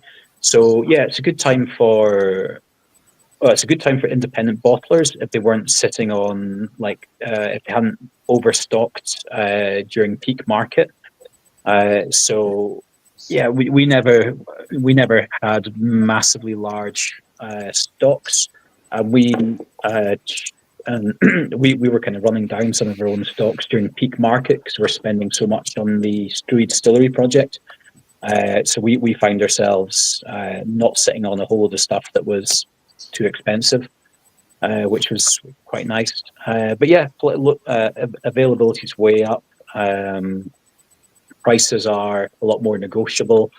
So if someone's not interested in talking about shifting the price, then there's someone else who will be. And for us, as long as we're putting good liquid out at the right price, then people are buying. And if people are buying, then we can afford to buy casks, which it's a good time to be buying casks. So the worst time to buy casks was probably at like peak whiskey investment fervor when all the guys were advertising on Facebook. And the best time is probably now when no one's interested because it's a bit of a down market, and there's news stories about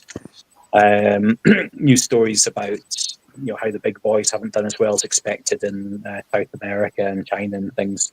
Of course, at the back end of all this, like all the big boys start reducing production, battening down the hatches, laying people off, all these kind of things. And then out of nowhere, the India Free Trade Agreement comes along, which is the industry's been waiting 30 plus years for. And that's interesting to see how that will affect things.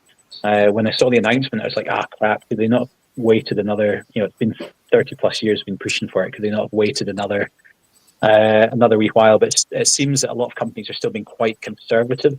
Whereas if the India Free Trade Agreement had happened a year ago or 2 years ago, it would have been pedal to the metal, get the scale up, build more warehouses.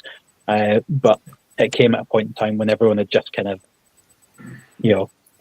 taken their foot off the gas and reduced production, or were making some kind of cost savings. So it'll be interesting to see how that affects it. I don't think India will put too much pressure on more mature single malt stocks, but you could see quite a bit of pressure, volume pressure, especially on the grain and sort of intermediate aged malts for blending.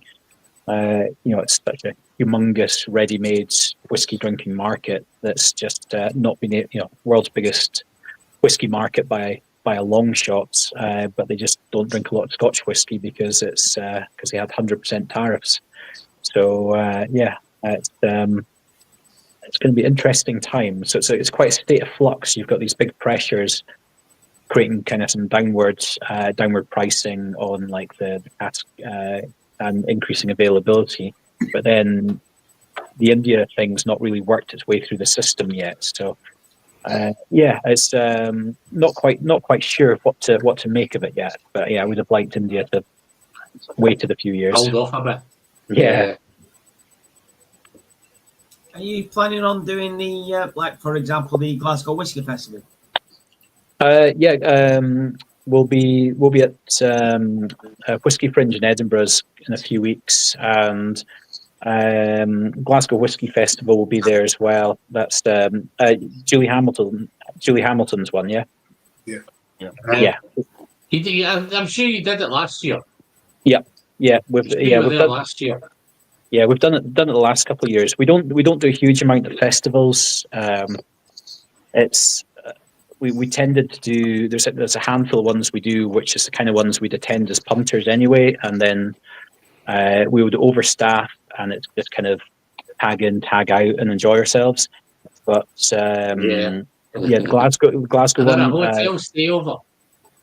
Yeah, well, you spend a chunk for the stand, and then you've got all the logistics, especially coming down from the North Highland. Hotel rooms, food, staff wages, etc. In order to give away free whiskey for a weekend, with no real way of figuring out if it was worthwhile or not. You know how much it all costs, but you don't know. And so we're just very careful with stuff like that, because ultimately, we're so connected in our company that you do too much of those kind of things, and you can kind of calculate how much it adds onto the price of a bottle. So we're quite wary about overdoing it on these kind of things. I've always been very wary on things like marketing spend, because if we've kind of got to the point where if you do a good enough job at the right price, then plus with the accumulated reputation you've built up over time, and all the people who are on side with you, then you don't really need to spend money to advertise because it's the advertising's already done in the quality and in the work you've done with everyone prior to that. So we're always wary about doing too many, but the Glasgow one's a lot of fun, and it's one of the ones where all the Scottish whisky companies are there, so it's a good way to go around and catch up with everyone as well. So yeah, I do like the Glasgow one. And do you know how one of the tricks Julie does for the exhibitors to keep everyone on side, because it's quite a long day and it's a double session, but there's a halftime, there's a morning, there's the morning session and the afternoon session, and she gets there's food and drink for all the exhibitors at halftime, so they all get a bit of a break. But she also gets a bunch of masseurs set up, so you can go and get yourself a halftime massage as well. So if you're a company and you're maybe the budget's getting cut and you're thinking which festivals to go to and which festivals not to go to, well, you're definitely going to the one that does your massage at halftime. Yeah, definitely. Yeah, I think there's a few of us going to the Glasgow one this year. Cool. It's also my birthday. Oh, the 8th of November. Okay. Fortuitous timing. Just find a little bit in your boot to bring some of that Teaninich with you, please. little bit in the corner of your boot. Yeah. Well, I think Glasgow's one of the ones that doesn't limit you as well. Some of them. I've got a wee bit left. Man. Get it over here. Yeah. I don't think I have any left. I think it's all long gone. Some of the festivals. I'm sorry I put into this tasting day, if I was being honest, Simon. I'd rather have kept all out myself. Well, sharing the pleasure is in the sharing, isn't it? The pleasure is in the sharing, isn't it? So a bit more sharing, Alan, in a minute. Yeah. Leela's gone as well, man. Isn't it incredible how easy these are? Yeah. That's 54.9. I think the Guna was 53 point. They're so easy to sip and no bung, no nothing.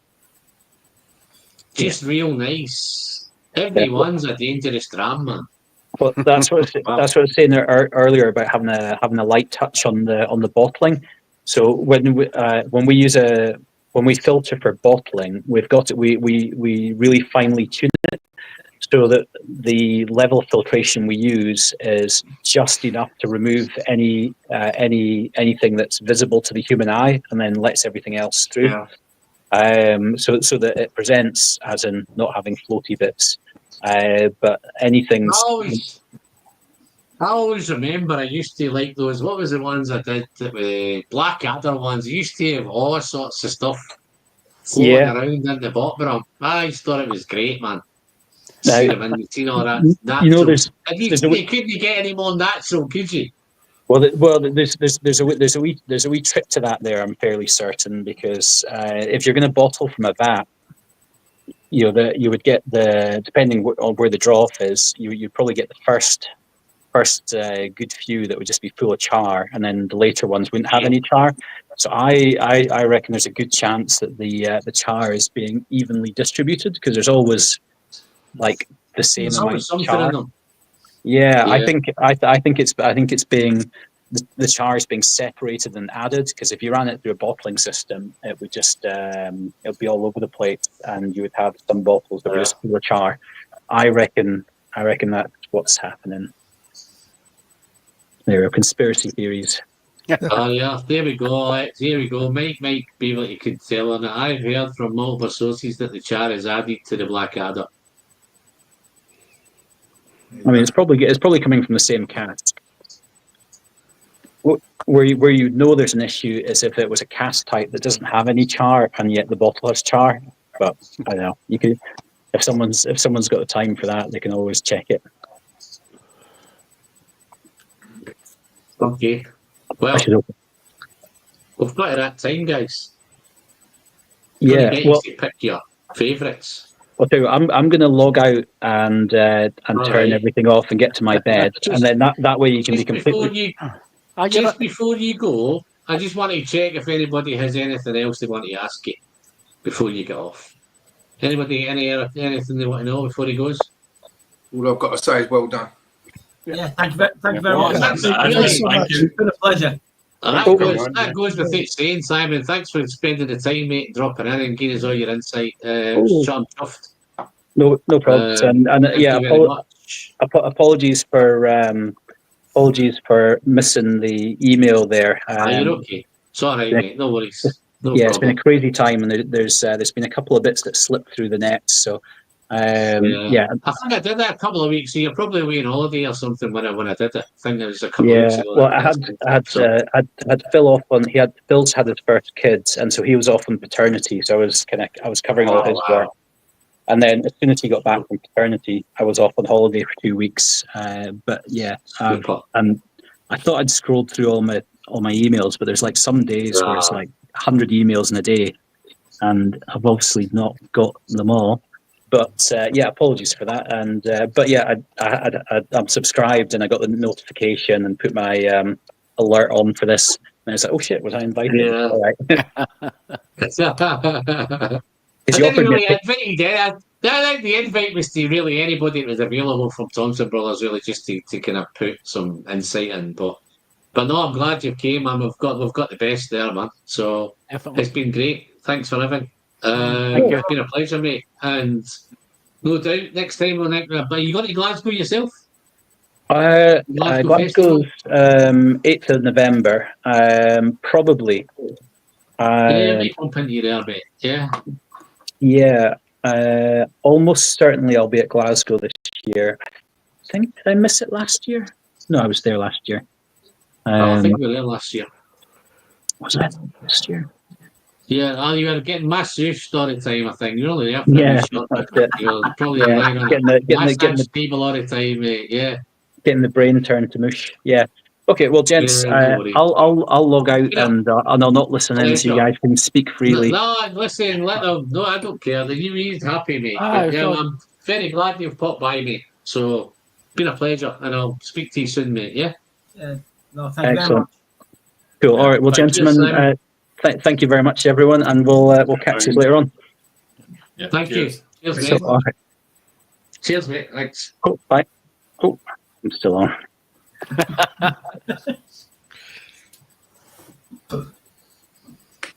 Thank you. That was good. You had somebody sensible on tonight, Alan. Well done. Well, I did try, so I thought if I was going to do a Thompson Brothers one, it'd be nice to have somebody there that was on the know. So, And what a chance to Really get in. interesting. Yeah, Really that was great. I mean, he shared so much. There was a bunch of things Yeah, that definitely. I had never heard before. yeah. No, and I'm great, and the whiskies were great and all, man. So that was even that just put the icing on the cake. It kind of took a wee bit of pressure off the whiskies, I think. But I think the whiskies held up. They did. So That wasn't a bad one. scoring. No, there Yeah. wasn't. No, they're all. I tend to find that they're not. They're all pretty. These guys they're geeks, man. They're putting whiskey together for us. They're geeks themselves, so they're producing the stuff that they would want, and I think it just shows. Because I don't think there was a bad one there. I think even No, definitely not. the three mystery malts I've had have all been great. Fantastic stuff. And the nickname, I'm not sure how the nickname was. I gave that away. I gifted that to somebody, but they've not come back and told me that it wasn't any good. So, and it's great to hear that they're ramping it up big style, man. So yeah, so next one, 5,000 bottles, I think. Next one. Mm-hmm. Yeah, I've You know, never so been it's, lucky to not get one yet. So Pretty cool. Even this Listen, time. if you want one, Paul, if you want one, give me a shout, right? And I'll bring it up to you, Glasgow, if you want one. Yeah, perfect. Yeah, absolutely. I've got a wee insider way in here, so it's secretive stuff, you know. So Well, yeah, it is my birthday. you probably know that my whiskey review of the second mystery malt came out 10:05 when it got released at 10. Yeah. Yeah, I did notice that. So there you go. Okay, anybody up for scoring? Who's up for scoring? Who wants to I'm good to discuss go. them? Who wants to say? Okay, crack on. Right, do you want Who's that? I can give you one. Let's Do you want, go the worst one to the best one. what- Oh, Right. So I'll go first then. don't So say that. there was- I had the numbers sorted out. The best one to the worst one. You buggered me up. He always does this. All right. You've got time to rejig it, mate. I'm not going to put you under any pressure. Right, so we're going Okay. worst to best, yeah? Yeah. Let's go with the worst, yeah? Right, so Can obviously we say, it goes we without... can't say worst because there was no any worst. No, one. there ain't, maybe the worst is the wrong one. Let's go your least favourite to your Yeah, favourite. that's more like it. Yeah, That's more like it. these all scored well. Yeah, no, I I know. agree. I've scored them here, mate. I've scored them here, and I've got 3 points between them all. It's a bit right. That's Okay. very. Yeah. Yeah, it's a very tight. Yeah, It very tight. is. I think they're all very, very different drams as well. Probably Yeah. Absolutely. different situations would be your favourite at one night and maybe not the other. So, yeah, it's very close for me as well. Who said they were going first? I'll go. Right, Paul. so again, there was no bad whiskies in this lineup. So in seventh place, I got the Benrinnes, Okay. and then number 6, I've got the Linkwood, Okay. and then I had our mystery malt, the Dornoch, at number 5, Okay. the Altmore number 4, Yeah. Bunnahabhain number 3, Wow. the He's gone Pete, Kalila- haven't you? You gone Pete. Kalila. Yeah, I'm not even a Pete guy either. Kalila number 2. So you've got 2 Pete ones, 2 and 3, man. Fucking hell. I know. Go figure out. And then the And we all know what your favourite is. exactly, and I've kept some of it. Look, yeah. So the Teaninich number 1, just an unbelievable dram. Lovely. Cool. Cool. Okay. So who's next? Emily up for it? I might have to go next because my battery's going to die. All right, mate. Again, a disclaimer: they were all very, very good. There was 2, number 1 and number 2, which should be last 2, stood out a mile, but they were all so good. The worst one, if you can call it the worst, it certainly wasn't bad whiskey. Mystery Malt Series 1. That was the Altmore. Oh, yeah. So that's got a 1. So Controversial. that's 7, yeah. Yeah, So that's 7. yeah, that's number 7. But saying Right. that, there was very, very close, all of them. Benrinnes, number 6. Okay. Linkwood, which was 1, but it kept going down and down and down the more I kept drinking more whiskey. Linkwood, number 5. 5. Yeah. Mystery Malt Blind, that's number 2 series. 3. Yeah. 4, sorry, 4. 4, yeah. And then you're going to be shocked because, again, the 2 peaty ones when I'm not a peaty man. Kalila, number 3. Wow. 3. Kalila, 3, yeah. Now, the next 2 stood out more than all the others, in my opinion. The Station, number 2. Yeah. And you guessed it, by a country mile. Yeah, Superb, 17-year-old Teaninich. Perfect. Teaninich, yeah. Perfect. Okay. Okay, so we've got a clear winner in a minute. What? We've got a tie for second. So, yeah. Who's up? Do you want me to go next, Alan? Go on in, Ian. For number 7, and again, it's least worst, not bad. Is Benrinnes. Yeah, okay. Then the Linkwood. Yeah. Then the Kalila. Yeah, okay. Then the Blind one. Dornoch, which is going to be what we're looking at. What are we up to? 4. Is that 4? Yeah. That's going to be 5. Kalila's 5, isn't it? 4, yeah, okay, yeah. Then the Mystery Malt. The Altmore. Yeah. 3. Then the Booner. 2, yeah. and then the Teaninich. Teaninich. Fucking hell. Okay. Damn. We're Fucking spoiled. He's spoiled you there, haven't I? oh, I know that. So I much bet that Teaninich was worth your old fucking money that you paid for that pack, wasn't it? Well done. Yeah. That will do. So, okay, who we got? I'll go next. What about you, Dave? Yeah, go on then, Dave. 7th place is the Benrinnes. Benrinnes, yeah, that's a theme. 6th, Linkwood. I've got the Altmore. Okay. In 5th place, I've got the Yeah. Dornoch Mystery Malt. 5, yeah. 4th is the Linkwood. Okay, Linkwood's nice, man. It was. I actually really liked that. I think in another tasting it would actually have been maybe my favourite, but It was brilliant. Agreed. the 3rd place, the Kilchoman. Me, yeah. Yeah. 2nd place, the Bunnahabhain. Two Bunnahabhain, yeah.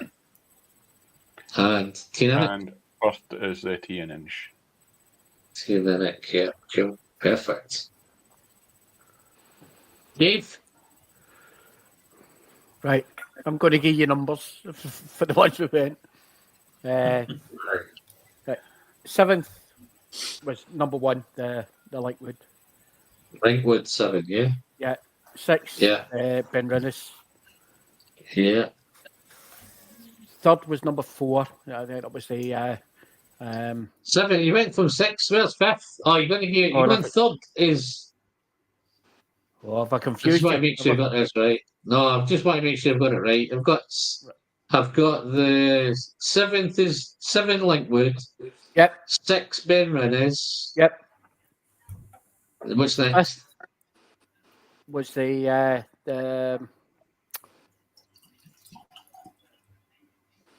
God, I forgot what the The Dornoch? Dornoch. Aye, the Dornoch. Thank you. Thank you. Dornoch, yeah. Yep. Yeah. Then it was the What? Bunnahabhain, Okay. Kalila. Yeah. What have I got left? You've got the Altmore left. Altmore. That was my number 1 actually. Wow. And the Teaninich was my So number Altmore's 1. So the Teaninich Yeah. must be number 2 then, yeah? 2. Yeah. Okay. Perfect. Cool. Wow, you're going to get on well with Dave then, aren't you? Can Dave said it was his worst? 7th. Who said it was 7th? Yeah. Altmore. Oh, Still very good Dave's whiskey. Dave and Dave are not going to be happy, are they? Still good whiskey though. They were. Okay, Andrew. So Up to again, you, yeah, Andrew. I'm gonna say what everyone else did was that these were all good. None like we're ranking 7 good whiskeys here. But that said, my 7th place was the Altmore.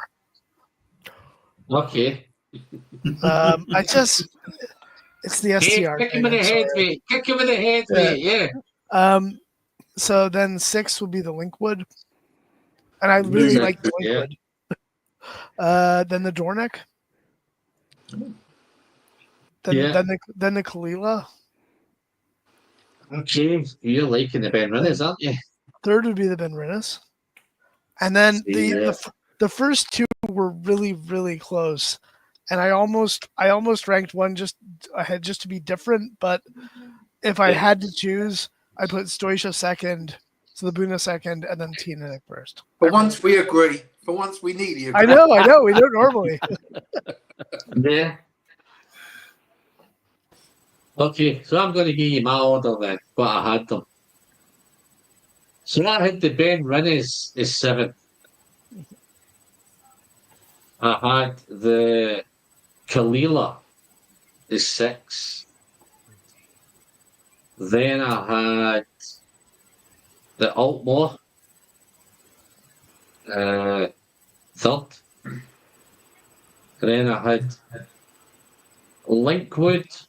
I had a toss up between the Linkwood and the Buna, right? And I'm going to give the Linkwood a wee bit because I had them on the same score. I scored 88 for the Linkwood and the Buna.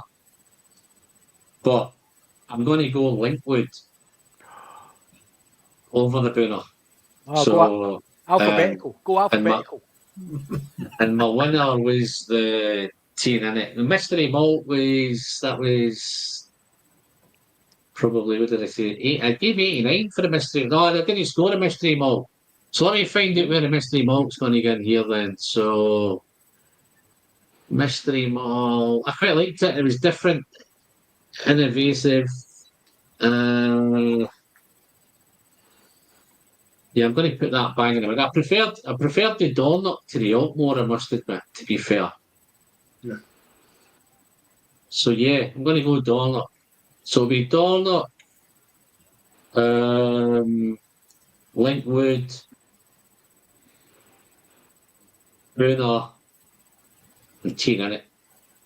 Teaninich was the best by a mile, man. But these were very It's good. hard to say that it won that by a mile, and they were all great. You know what I mean? That just shows how good it was, man. I won't say a mile, but it definitely won it for me. Yeah. It was right up my street, man. I'll come back Fantastic. again to do this again. I'll come back again. Yeah. So let me wrap this up, guys, and then I'll come back and we'll wrap this up quite quick when I come back, mate. Yeah, is that all right? Yeah, I know some of you need to get off to bed for work in the morning. So let me drop you out, and then I'll wrap this up. And I've got a day off tomorrow. I've took a day off tomorrow.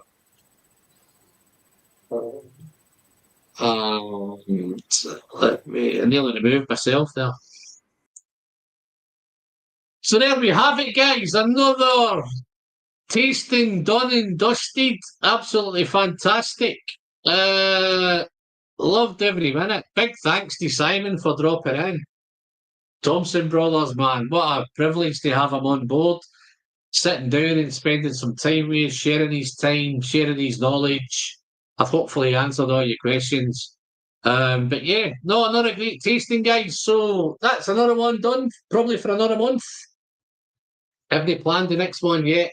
Looking into doing some tasting packs in a minute. So guys, if you're interested in any tasting packs, drop yourself in. I'll maybe put a wee link up here for a sec, just to give you an idea how to get all the one of them. The quickest way to get one. If you're interested, let's have a look. Oh, can't find it. Lost it. Lost my link. Yeah. So I'll drop that in the description, guys. If you want to check out and pick up some samples, some sample packs, that was another cracker. Looking to see what I'm going to do next. So I was looking to see what to keep it more. It's harder and harder to keep them interesting and keep them great. But yeah, no, guys, if you've liked it, don't forget to click that button down below. If you've not subscribed, then you know what to do. Hit that button down there. And other than that, until next time, I'll pop a wee link when I'm coming up next month. And until next time, I'm Alan. I'm the whiskey friend. And let me just send some of this beautiful. Looks like Teaninich was the winner tonight. Let me send that down the hatch, and I'll see you all next time, guys. Cheers.